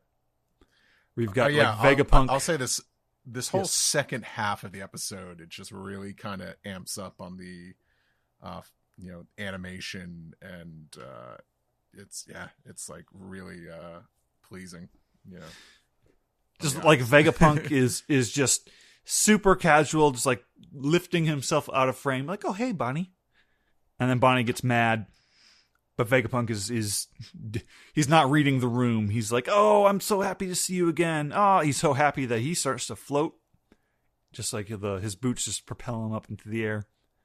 And Luffy is shocked, like, what, you can fly? But Vegapunk's like, hey, you're wearing the same boots as me. And then this just immaculately animated demonstration where Vegapunk's showing Luffy how to operate the jet boots. And just like grabbing onto the handles, and like you push the buttons in on the sides so that the lever can go down. And that lifts them up in the air. And just like Vegapunk just looks so, like, I want to reach out and I want to like squish him. He's just like so like, he's just so delightful. He seems like a delightful old cartoon man. So Luffy and Vegapunk are now up in the sky and they're doing circles, and Chopper's flying with them, and they're blasting off into space, or not quite into space, but just like further up into the air. We're looking down at them from like an eagle's eye point of view as they like come up close to the screen.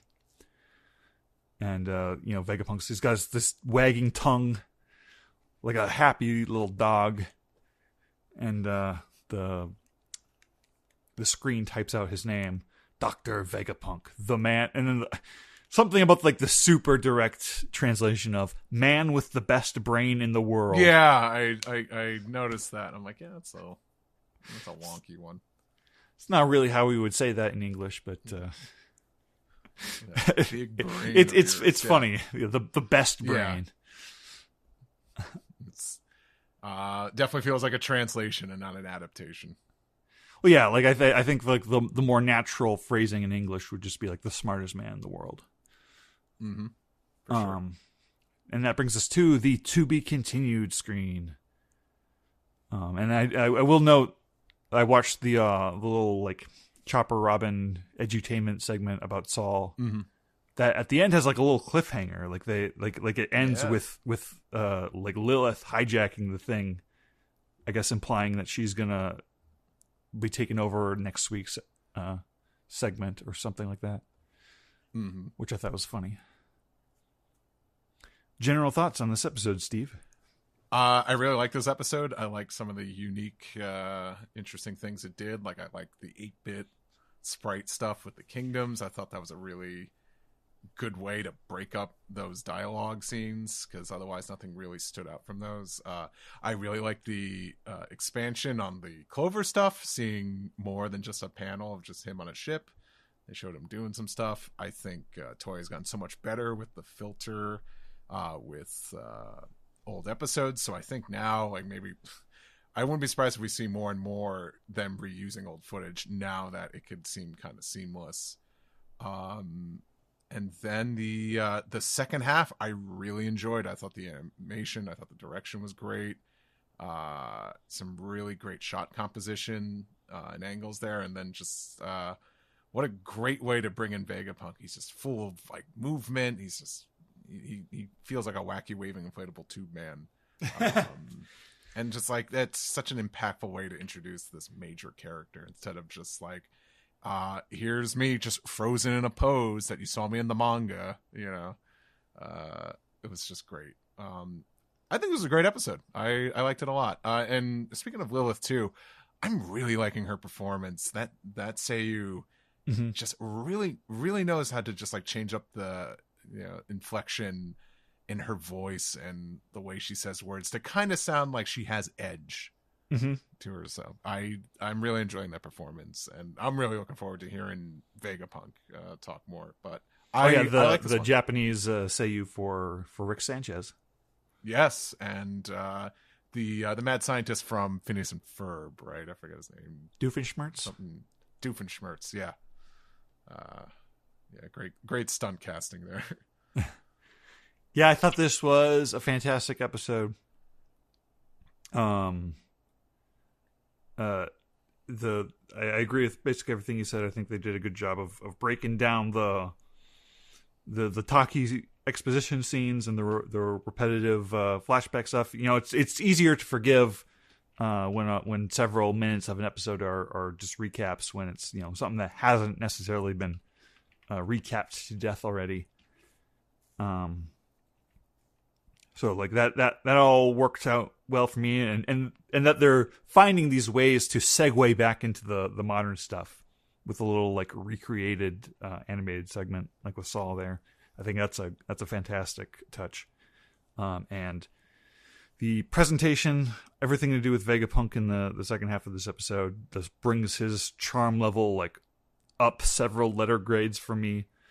I really just found him just gosh darn pleasant, you know. I would love to see more stuff animated with this kind of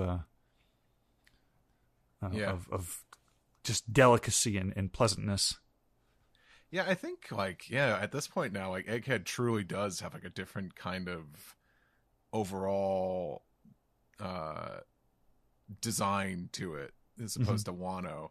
Especially because I'm still going back and watching dub episodes of Wano. I'm like, oh yeah, definitely the vibe has changed for sure. Very they know that they're sorry. I was saying, like, I know with like the line art, it's like I think they're still using a similar filter, but there's far less thick lines and stuff. The lines feel very light, and the colors feel very soft. Yeah, I see it as like, you know, when the anime did its kind of facelift in Wano, and it really brought the action and it really brought the coolness. Like they knew that Egghead, you know, that's not really the vibe for most of Egghead, you know, and they're like, okay, well we want to bring the same quality. We want people still talking about how great our anime is. But we also want to honor the more playful tone of the arc. So like, yeah, like I think they saw that as a challenge and they're rising to it. Definitely. All right. Anything else you'd like to say before we move on to the next segment, Steve? Show me the Carfax. All right. Thank you, Steve. Thank you.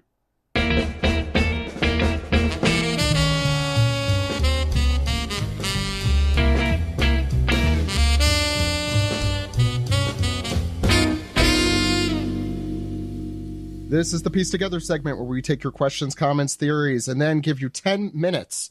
It'll probably be longer than that. Ed, what's our first segment here? Zach, that is This Piece. And Alex is going to go through our Discord questions from our patrons out there, and then we'll do non-patron questions. What do we got, Alex? 40 NLs on the Moon says, "Greetings, OPP. Seems like it really was a pre-recorded message. Guess that means Vegapunk's gone for good. Or does it? And how do we think the Straw Hats will deal with an entire bingo parlor's worth of old men showing up?" I think I said how they're walking into the mall for their morning walk. Challenge them to a game of scuttling lawn with their bowling. spider legs. someone redrew the five elders and I think Lucci and Kizaru or something in that I still have my friends panel. I love the idea of these super evil overlords of the world doing anything mundane. That hits me right in the right place. So yes, bingo. I guess that wasn't the question at all, but I don't know how they'll deal with them. Thank you for your question. Luffy's like the only one like actually kind of there, right? I think Luffy's gonna, he's gonna be. I think they're gonna run. Well, I also think that Kizaru is gonna save the day here. I do too. in the I think end. they've been setting it up, you know. I'd be shocked. Sacrificing himself or creating some sort of a diversion. Well, he for all of them killed. to get out of there. So he was. We forgot to talk about, but he was upset that he killed Vegapunk. Obviously, is what he's like stewing about on the ship. But I wonder if this is going to be like the thing that kind of turns him. I don't know. I feel like he still needs like a specific impetus to do it. We've only said that like a half dozen times this arc. It'll True happen. that. It's like Lucy with the Anyways. football. It'll happen. But also, if he does something at this point, he's gonna sacrifice himself because the 5 elders are there. Yeah. I've been saying he's an opportunist, and he's just waiting for when everything else sucks for the government. But we'll see. What's next, Alex?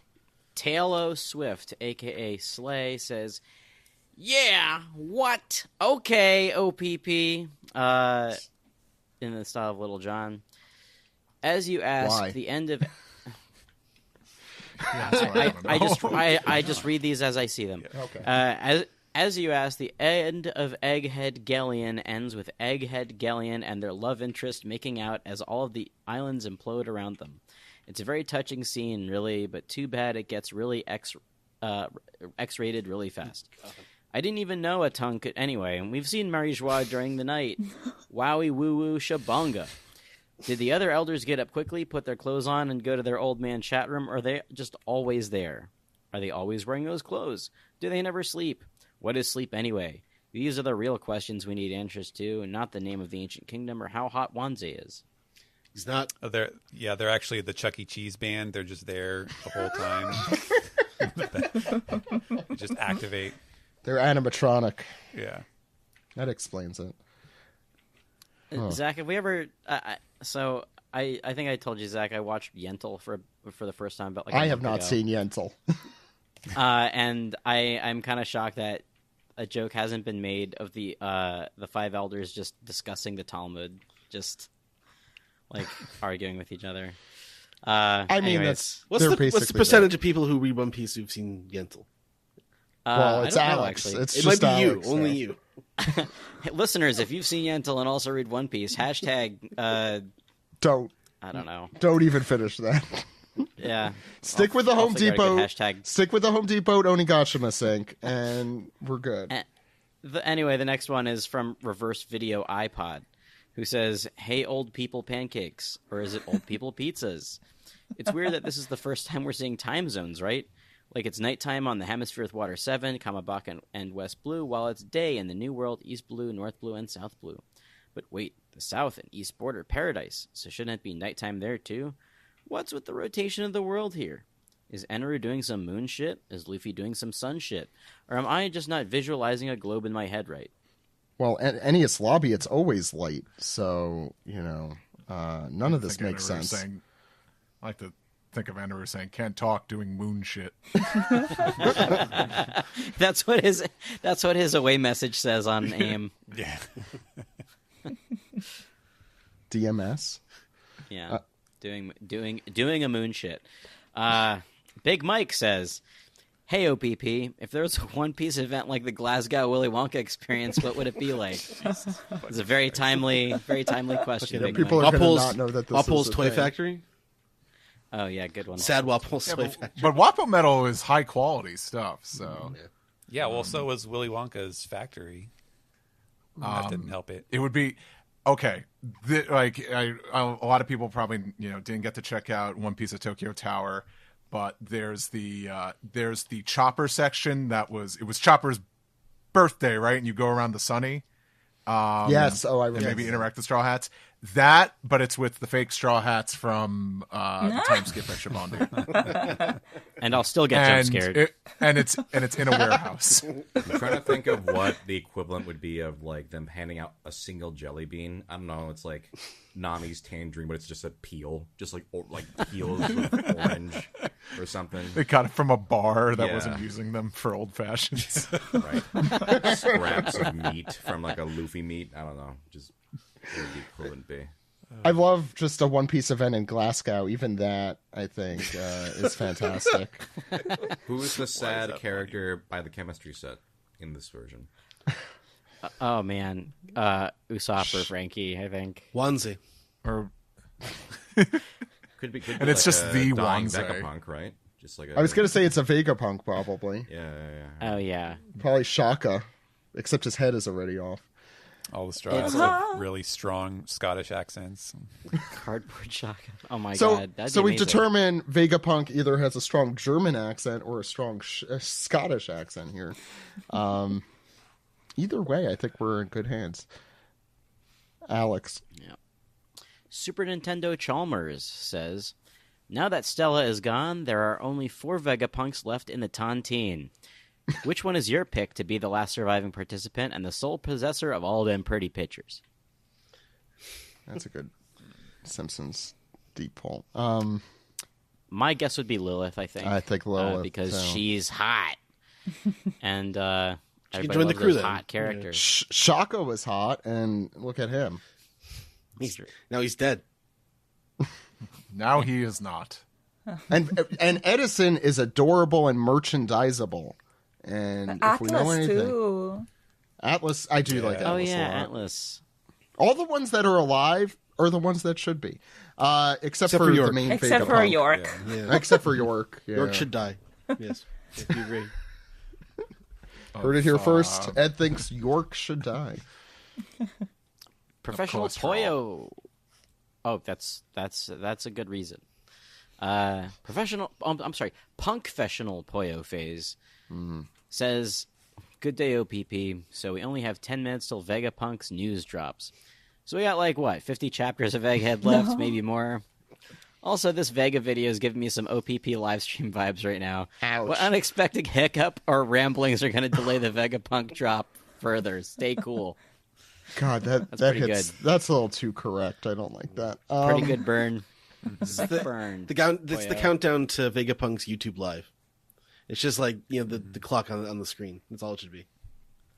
See, now I wonder. We were talking about it earlier. What would the thumbnail for this be? Just the tongue across the screen, probably. Yeah, I don't know. I mean, the coffee is already pretty good. I mean, like Oda, did the gag of stalling for time.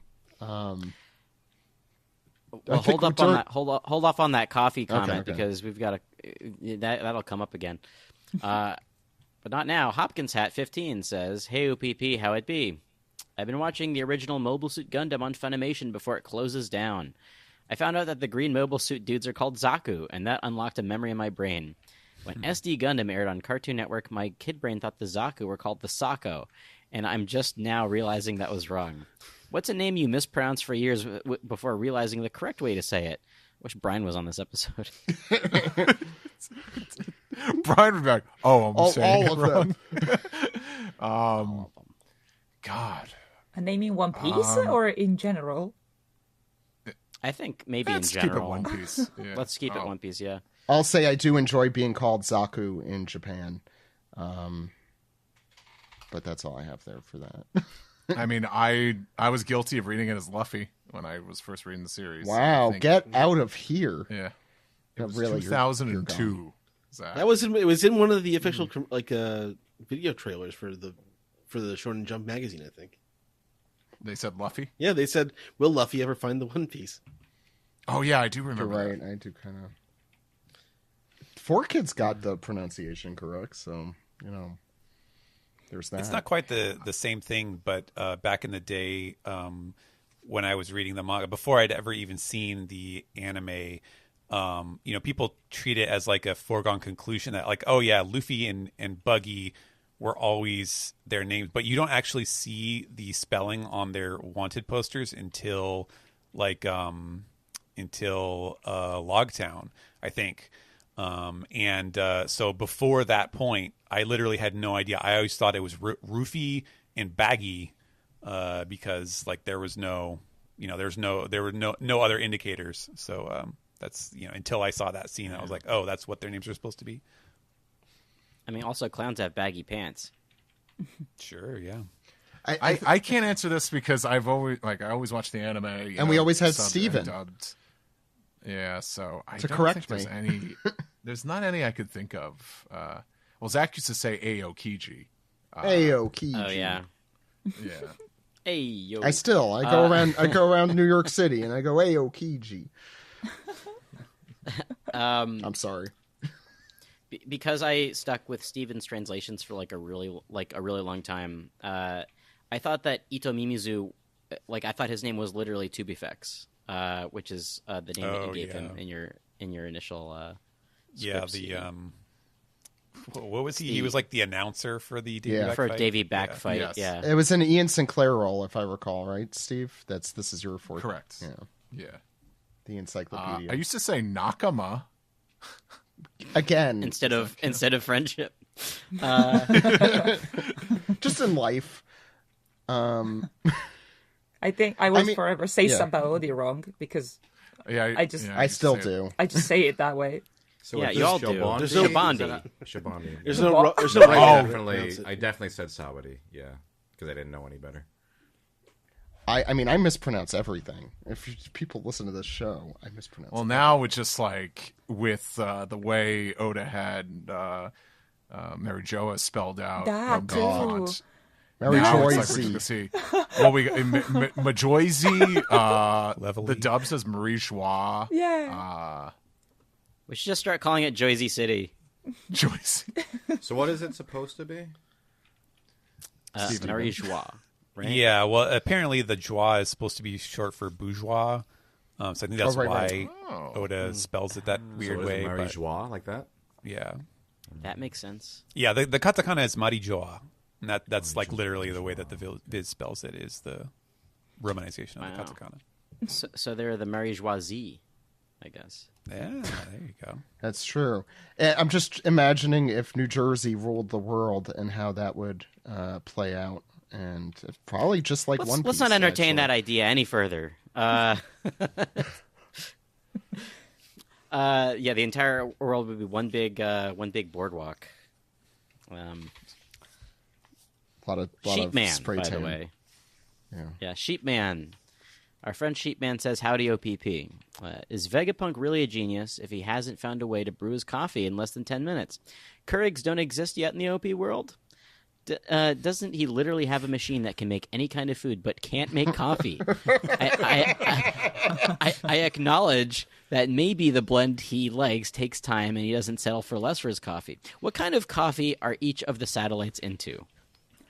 That is really not a funny coffee because I feel like I feel like coffee was like the very first instant food invented that you press a button to get. So Not for Vegapunk. Does anybody?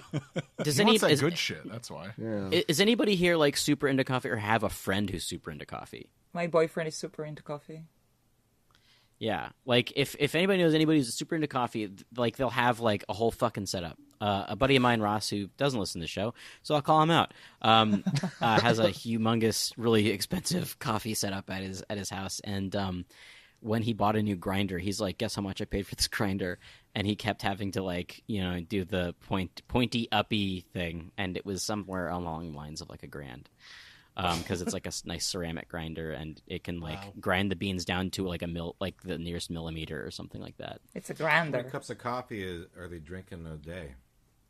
That's a really good question. Some people really like their coffee. Yeah. It's just like a once a day thing. I'm like, yeah. Well, Yeah, like in the morning. Don't talk to me till I've had it. I feel like Edison is the most the coffee junkie. He just seems like he's really jittery, Hyper. all the time. Yeah. He's like a toddler, though, I could attest. It's in his energy level. York doesn't drink the Yeah. coffee. She just has the coffee shits.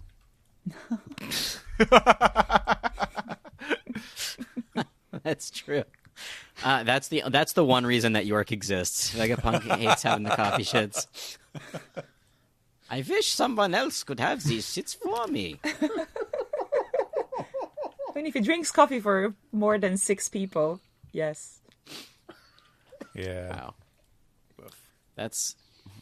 I don't think Pythagoras people. is Pythagoras really eating anything? I mean, it's like mostly a Yeah, robot. robots don't eat. Robots also don't fart. Not yet. They eat old people's medicine. They do. God, wow. A 90s SNL reference? Is that where we're at here? That's a really good one too. It's a It good is. reference. I'm just shocked I got it. Steve. All right. Shall we move on, or? Yes, I think we should. No, let's talk about this for 10 more minutes. No! Again? King Doji.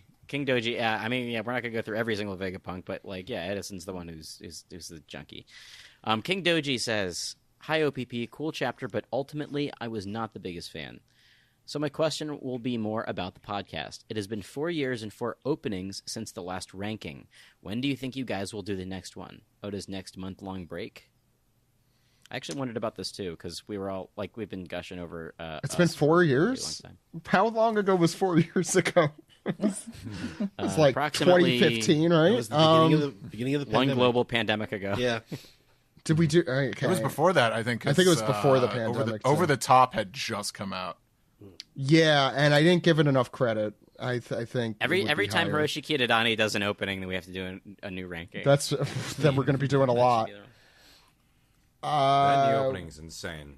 I mean, I know absolutely. I'm sure recency bias, but it might be my favorite now. I don't know. Yeah. I think it's my favorite. Really good. Yeah, I agree. I think that's right.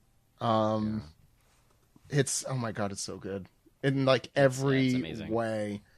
It's amazing. Like I know you have We Are bias, Alex. But like I do, but if I take the nostalgia out of my brain, I mean that is just like gonna be like one of my favorite anime openings. Period. It's just so good looking, and good. the song is really good. Something that's nice about it is. Oh, go ahead. Sorry. No. Please. Something that's nice about it is that the animation is so nice, but it's like it's readable.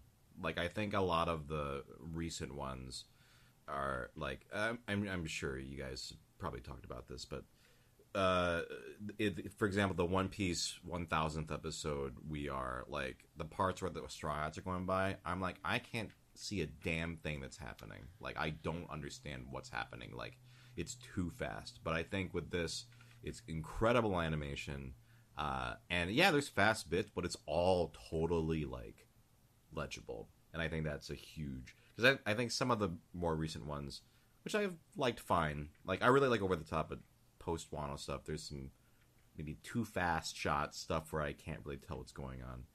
And this one doesn't have it. It rips. It's just I don't know. There's too much good shit in it. Like I had to watch that thing like 100 times. I'm thinking, how long do we need to wait before that recency bias goes away? Because that's like when I year. would want to do it.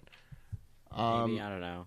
Okay, I'd so say maybe like a next year. summer. Maybe next summer. I mean, there's not a rush. There's not going to be another new one for another year, and I don't need another new one. This one's so good. Yeah, keep this one for a while. Keep it for a while. It's. I mean, once you have an opening that takes over the next episode, like background music.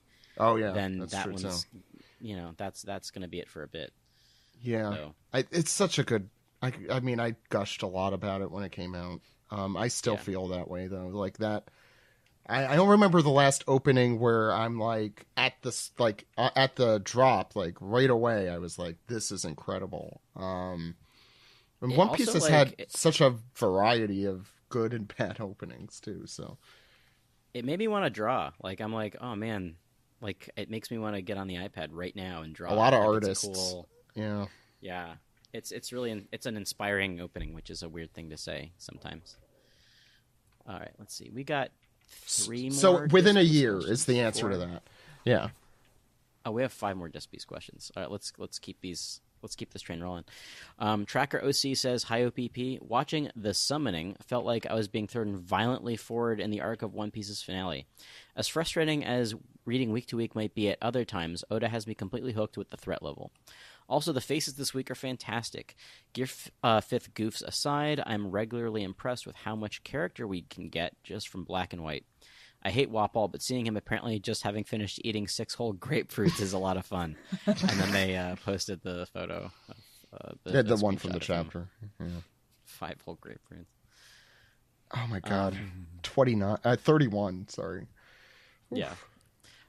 Wisdom Pythagoras says, "Hey OPP, maybe you've already talked about this, but the giant we see in this chapter on page 4 and the giant carrying Frankie's group back to the ship in the last chapter bear a lot of similarities to some of the giants we saw in chapter 109 during Dory and Brogy's flashback.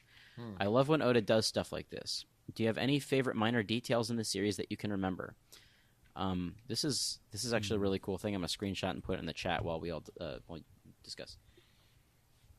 Yeah, I mean, he's really good at doing that. I think the first one, and this is vivid for me because I'm rereading it at this exact moment, is the thing where Vivi and Koza's friends and their little San clan are grown up in Koza's rebel army in the present day of Alabasta. That was a really cool grow up moment. For the ones he posted, which hopefully I could post on the description or something, or remember to do that. The first two look the same. I don't quite see the second. I think it's a chainmail that is the armor looks kind of similar. Oh, that one could go either way. Be. I think. The first two I think is a surefire yes, because the helmet looks the same. Yeah, it's very similar. And Oda. So what I'll say. I know Oda has all the volumes on his desk, which probably needs more desks now to fit all of them. And like he does pull out and take notes, and he does have a lot of like post-it notes in all of them. And I am sure he was going through the Little Garden stuff. Like there's no way he was not looking at that and thinking, "Oh, it'll be cool to put this guy in the background or something into it." Second one's kind of a stretch because of the nose shape. Like the nose shape. Yeah. Completely I don't the big bulbous nose there. Yeah. The first one is a dead ringer. Yeah. That guy might be in there somewhere, but yeah, I don't think that specific one. That's very one cool. That I can think of. Good eye. Stephen also is. I think I recently just reread a bunch of Water 7 because I love it. In the Puffing Tom flashback, some of the first kids to ride the Puffing Tom are Mozu and Kiwi and Polly. Yeah. And I think Zombai.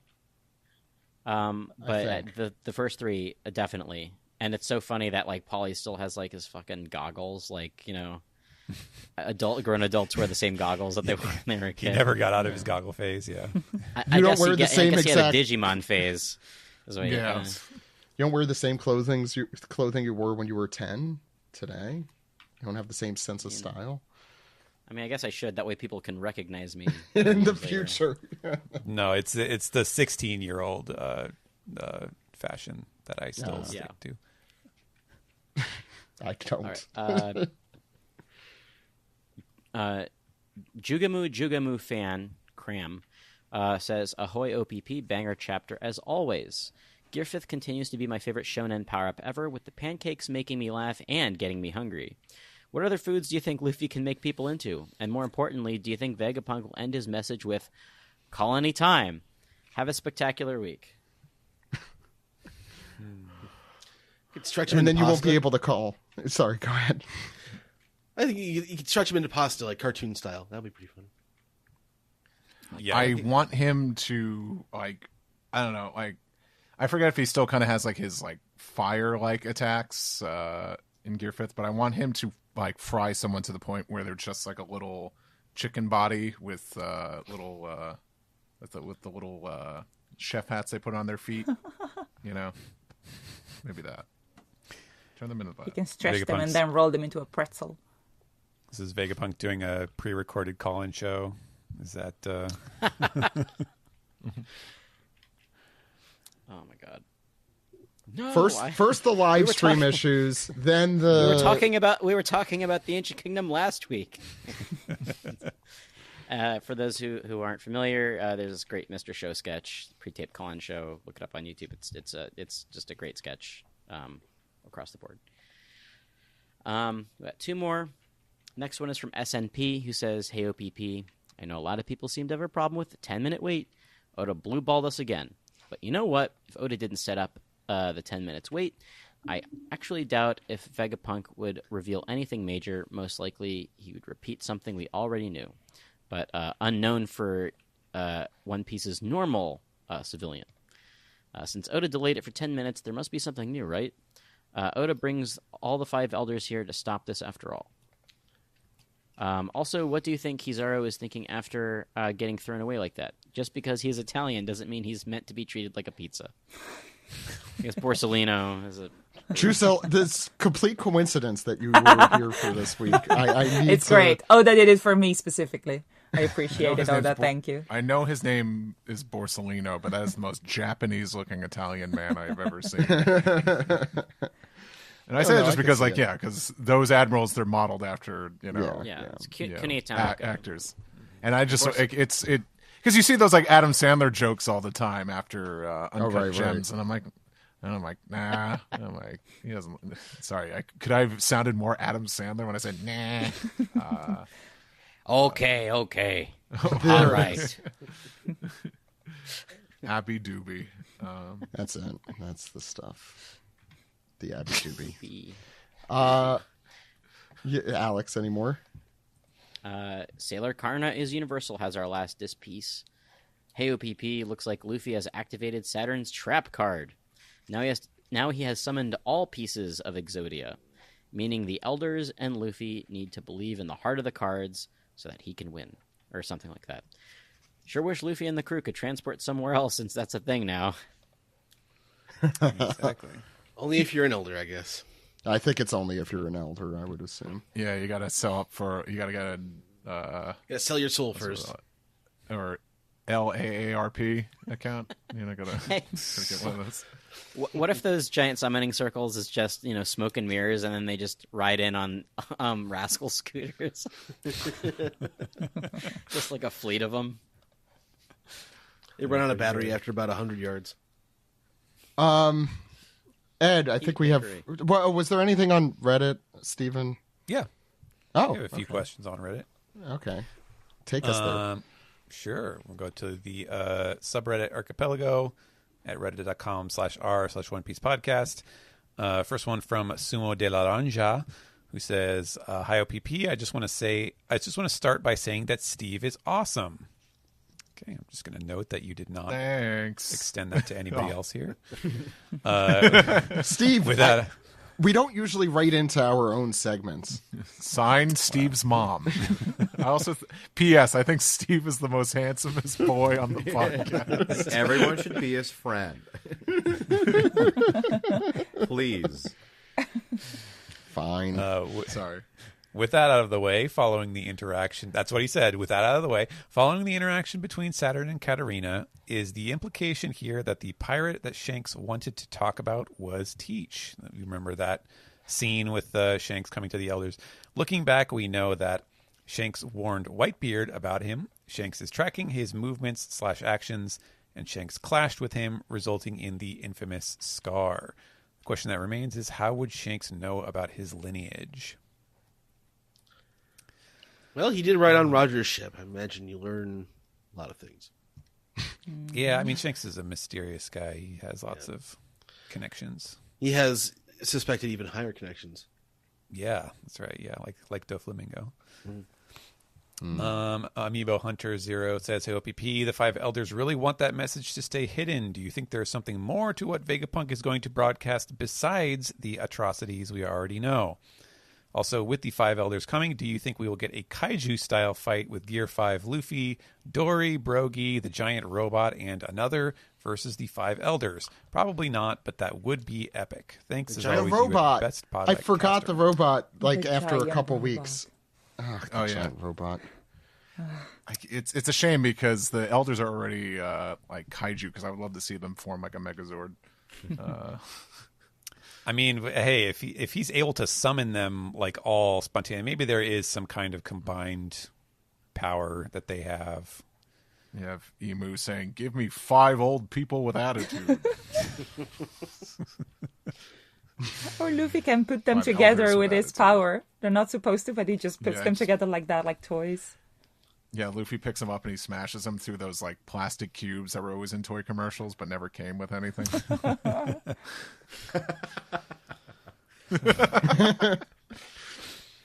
All right, Avatar Calamity has a great question. I know you made predictions for when the end of Egghead will happen, but now with Vegapunk's 10-minute timer, we have another chance for predictions. What chapter do you think Vegapunk's message will be revealed to the world? Oh, no, God. we're not doing this. Oh, God. We do have SungWon here, and I don't know if I got everyone's.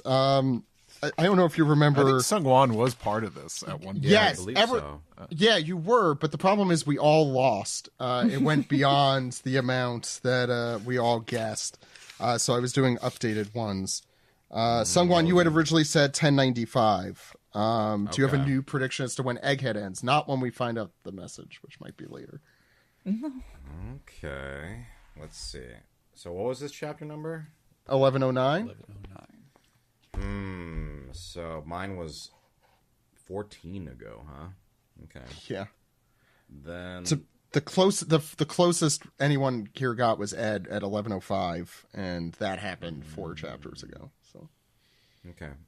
I don't have the best gauge of this, but I'm just gonna throw a number. I'm gonna say this was 1109, 1140, obviously.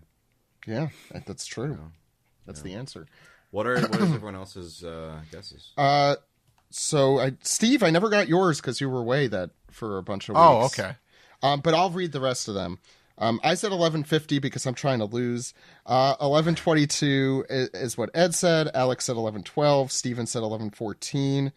Our other guests who've come on, Brodsky said 1123. Marianne, the voice of Flampe, said 1136. Sam said 1111, which I don't think is happening. Jeff Thru said 1120. Jill said 1125. And Randy Troy said 1115. So, Steve, with that in mind, I'm sure you were taking notes. 1117. 1117. That's still pretty soon, all things considered. That's like, what is that? 8 chapters from now? Okay, I think I got everyone else here. Oh, Giusil, do you want to... I'm going to steal another round one and say 1130. 1130. Okay. All right. You're all in. The winner gets to host an episode. They have to host an episode. It's actually, you have to. It's mandatory. That's why I try to lose. I don't want to do this. What's next, Steven? All right, let's see. One more from Reddit from 23 Years Virgin, who says, "Hey OPP, in this chapter, I guess this must have been a reused comment.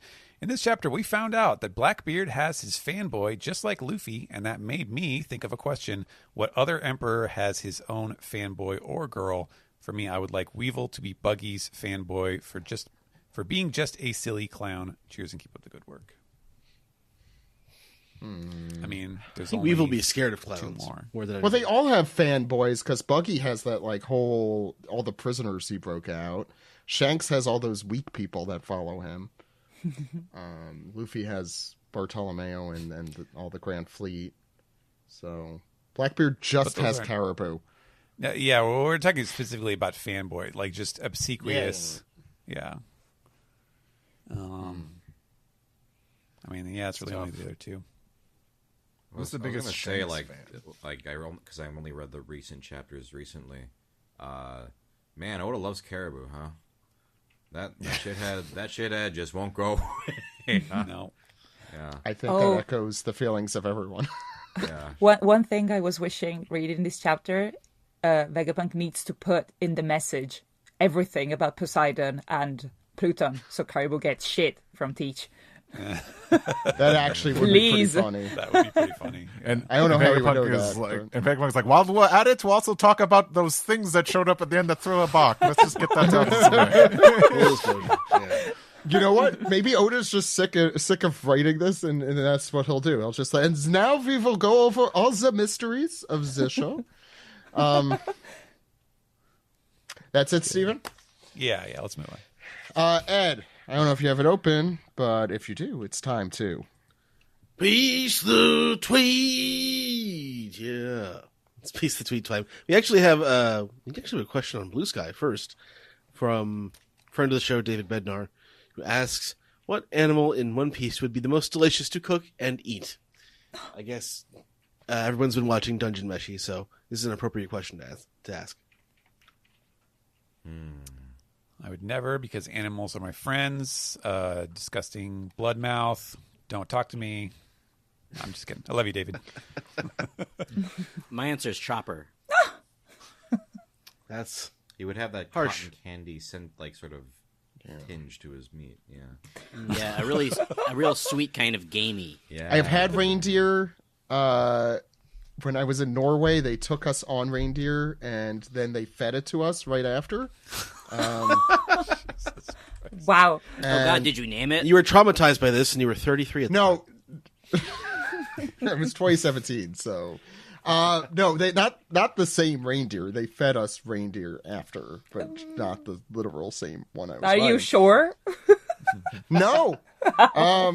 To be fair, they're kind of dicks. The reindeer, not the people serving it. But yeah, I don't know if that would be my choice. Oh, Moo. Momu. Momu. I was thinking of the Moo from The Simpsons, obviously. Oh man, it would be like beef plus fish. Fish, Like exactly. I feel like that would Together be at last. kind of like a swordfish steak, maybe. Yeah, and those are good. I think that sounds good. I mean, Steve, I know you and SungWon did you're eating a lot of good food, right? In the maybe not recently, but you did your. Wow, that came out weird. I won't spoil anything. Okay. Yeah. We're some food videos are in the works. Yeah. Oh, okay. But I'm trying to think. Like it's not. I guess that's not technically canon, but I read the Shokugeki no Sanji stuff recently for the first time, and some of the like ingredients or whatever in that look really good. So if that counts, something from that maybe, because I really did love how they went into the detail of all the, what they taste like and stuff. Otherwise, just like one of the fish. Like, are there any like really fatty looking fish? Because that's like the best stuff. The elephant bluefin. The blobfish from Deep Which Sea. is canon. Yeah, I'll go with that then. Something that'll just be really good, sashimi or something. Oh, now I'm hungry. Yeah, I can't think of any other animal. I want to eat those like what? A banana dial. Maybe it tastes like The banana. dinosaurs from Little Garden. Is crocodile good though? I thought not the tastes like chicken. character. Tastes I like heard chicken. I Tastes heard like it's not great. Yeah. Pork plus chicken. Oh man, make a gumbo. Like make a gumbo using banana dial. But maybe with like a West African flair if it's using banana. I was gonna say, do banana dials taste like banana? That sounds good. That's a good SBS question actually. If banana Do dials. do the soul infused talking food in Whole Cake Island count as animals? I feel like that's too easy. They are delicious. They tell you repeatedly. Everything in Whole Cake Island is a good answer if you're looking mostly for dessert. I know they have Cheese Island and Nuts Island. Well, the weirdest thing about the Whole Cake Island food is they do have souls. yeah, but have that's what wheat makes it better. delicious. Eat them. Yeah, that's better. That's a perk. They have weird swimming giraffe too. You Go to can't Whole even Cake be Island have a little bit of a soul crudo. you can't even be a vegetarian in Whole Cake Island. It's impossible. You murder something no matter what you eat, and it's fantastic. Everyone loves murdering. Ed, what's Homie next? confit. All right. We have a few more from Twitter here. Pow writes in to say, hello. Do you think that the elders can combine into a big demon? Because I know a girl that can do that. And a certain king of hell. But seriously, what kind of monstrosity would they would they look like? I want to know who they know that can transform into a giant 5-in-1 demon. Is that a Maybe reference? Megazord, right? I guess. Megazord. Yeah, it's definitely a reference. Steve, Whatever this is it your is, forte. I was going to say, whatever it is, please don't look like giant Douglas Bullet in One Piece Stampede. Yeah. I would rather not. Big purple movie. Beast Wars rabbit. Yeah, I want it to look like a big robot. Like, that's just the coolest. You know what? You know what we really got shafted on? We didn't get a Vegapunk version of that. They could have done that. They're all the same person. Why not turn it into combining? All right, a couple more here. Well, we know what the combined form is. It's just Vegapunk with a full big head. That's true. But it would be cool to see the transformation sequence, like a Sailor Moonish Like kind of like transformation you like you wick walk it and you like Yeah. you shape them up so they, they it just turns into him with a big head. Yeah, no, I like it. You just jump into his head. That's what punk records is, I guess. What's next, Ed? All right. Joyo Boyo says, seeing Luffy standing in front of the summoning circles really created some endgame level dread feelings. Maybe Luffy's going to get hurt badly, and the rest of the crew will realize they need to seriously step up to support him going forward after we leave. I don't know if that's the right time to do that to Gear 5 Luffy. I think there's another trick up his sleeve here. I'm worried that he's going to turn into old man Gear 5 Luffy again. I guess he had a lot of food, so that should keep us going for a little while. And usually also when transformations, the longer they're around, the less the weakness has to be like interposed into it, like with Gear 4 and Gear 3. Gear 3. Like, oh, the 10 minutes of hell. That's Dressrosa, where the Gear 4, like, I need a rest for 10 minutes and then I'll beat him up. And I was thinking about like Gear 5 Luffy this week and how he's basically fighting one of like the, maybe stronger characters we've seen in the entire series in Saturn, and how like Luffy getting to this point in as far as power threshold goes, I think in another comic would like kind of annoy me, but because Gear 5 is such a fun like power up and he can do all sorts of crazy like cartoony stuff, I'm having like the time of my life with it. Like I don't even care. yeah. Like it just sort of busts through that shonen mold a little bit, and I don't know, it just makes reading the comic a lot more fun, I think.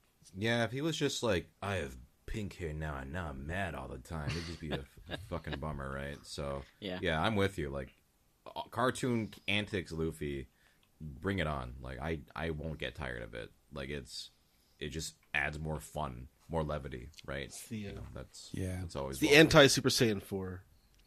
Yeah, it's Oda's like a get out of jail free card where he doesn't have to depict Luffy like training or unlocking something new, giving him that like story reason for doing that. It's just his power is his freedom, which is perfect for Oda.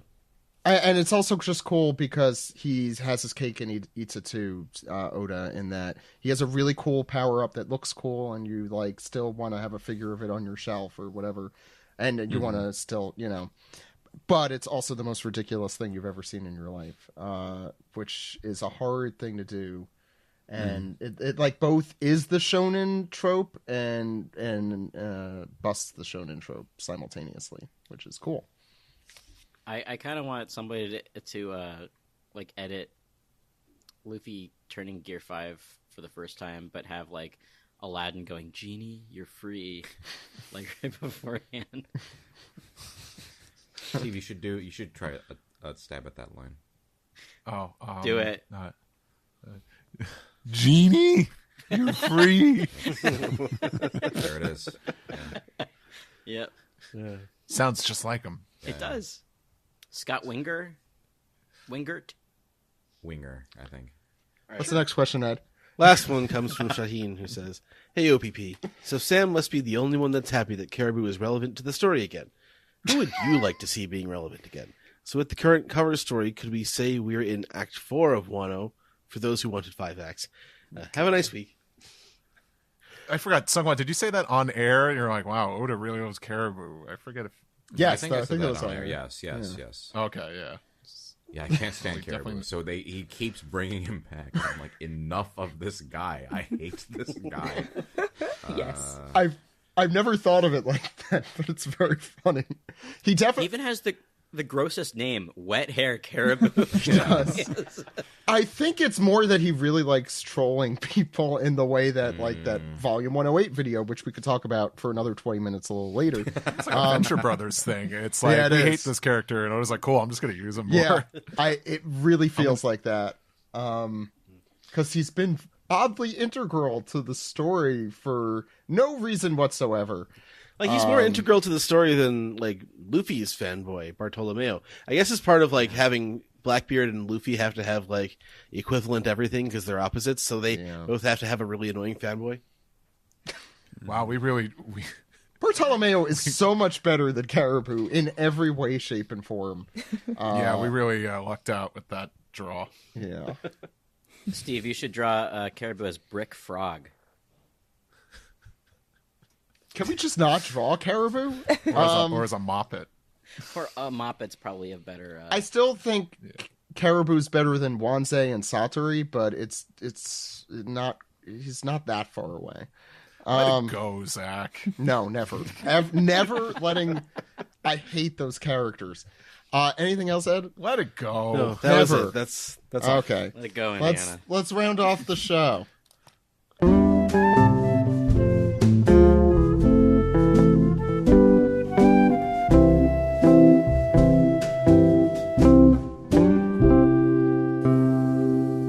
This has been the One Piece Podcast, episode 808 for March 4th, 2024. Fun one, once again. Learned a lot about the Nintendo Direct, format. Thanks everyone for coming on. Next week we are, I don't know, are we doing an SGS, Steven? I should probably not ask you this on air, but I know it's up in the air.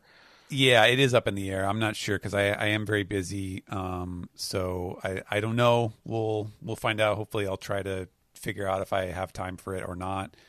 During Volume the week, so Volume 108 is also out, right? it is also out. I wasn't expecting to be able to order it early, but I did manage to get it on Amazon today. Sometimes, like as soon as the release date comes, Amazon just sells out of stuff, and I always try to buy things in batches because Amazon Japan, the shipping is crazy on that.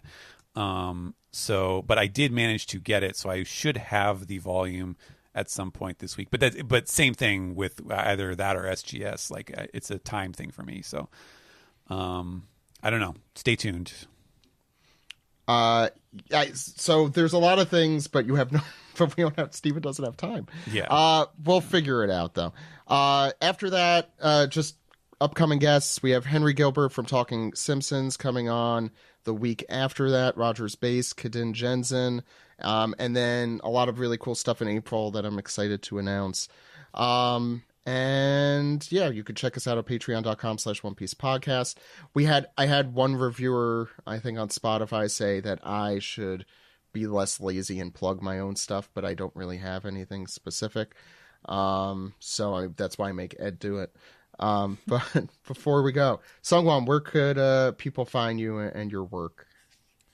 ProZD on YouTube. Delicious in Dungeon is airing on Netflix, and it's been a delight. I'm Senshi in the English dub, and I've been enjoying that. ProZD plays games. If you're that one person who loved Steve, and you're not subscribed to the Let's Play channel, Steve, Yurko, and I were the co-hosts of ProZD Plays Games, and we're so close to 100,000 subscribers. So if you would just if some of your fans are interested, go subscribe. It'd be much appreciated. Yeah, and they should. I've been plugging it a lot. You'd be happy to know. Or Thank both you of so you much. would be happy to know. Yeah, because I've been really enjoying it, and Nice. you're so close to that milestone. So why not? I know. Yeah. We'll get there. It'll happen eventually. Giusil, where can we find you? I am mostly lurking on social media at It's Giusil, and then I have a teeny tiny YouTube channel where I do the weekly One Piece manga read-throughs. Same name, my full name, Giusil Vincenzi. So that's where I am. Steven, where could people find you? You can find me active over on Blue Sky at stephenpaul.bsky.social. You may have heard me mention I am rereading the series every day, a couple chapters a day, and posting little tidbits of stuff. I've been pretty active doing that. That's fun. And, of course, follow One Piece Akane Banashi, which just hit 100 chapters this week, and Shoha Shoten on the Shonen Jump or Manga Plus apps. I recommend all three of them. Akane Banashi is incredible. Like, It's I so read the good. first volume, and I was like, this is absolutely my shit. I love it. Like, I love Nice. Chihayafuru, and Akane Banashi was like the same kind of vibe. So, highly recommend it. I mean, read all of it, obviously, but I personally am very much enjoying Akane Banashi. I need to try Chihaya Furu. It's I am the enjoying best. Akane Banashi. I've heard. Steve, where can people find you? SteveYurko.com. Social media like Twitter, Blue Sky, Instagram. That's at Steve Yurko. Of course, check out the Let's Play channel, but also check out 4Kids Flashback, the other podcast I'm doing with Tara Sands. Just looking back at everything for kids entertainment. Also, highly recommend listening to our sister show, 4Kids Flashback, as Steve mentioned. Yeah, and like I'll just say, like, we plug it all the time, but it's like it isn't just like why did you replace cigarettes with lollipops? It's there's some really interesting perspectives and stories from the people that are working there. So it's been a great show. Please check it out. And really cool things to come, and also just like so comprehensive and fun. It's the Rashomon of 4Kids. It's finding all the different, it's the different anecdotally discussed. Why did this happen? Alex. Well, you can follow me on Twitter if you aren't already, at Dude Exclamation. I'm also that same handle on Blue Sky.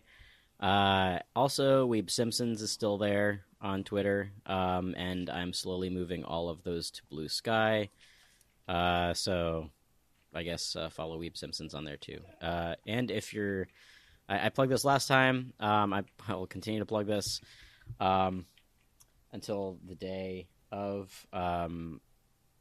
Super Art Fight's going to be at St. Mary's College on March 30th. So if you are in PG County, Maryland, and want to come and see Super Art Fight, that's where I'm going to be. So there it is. Ed, where could the good people find us?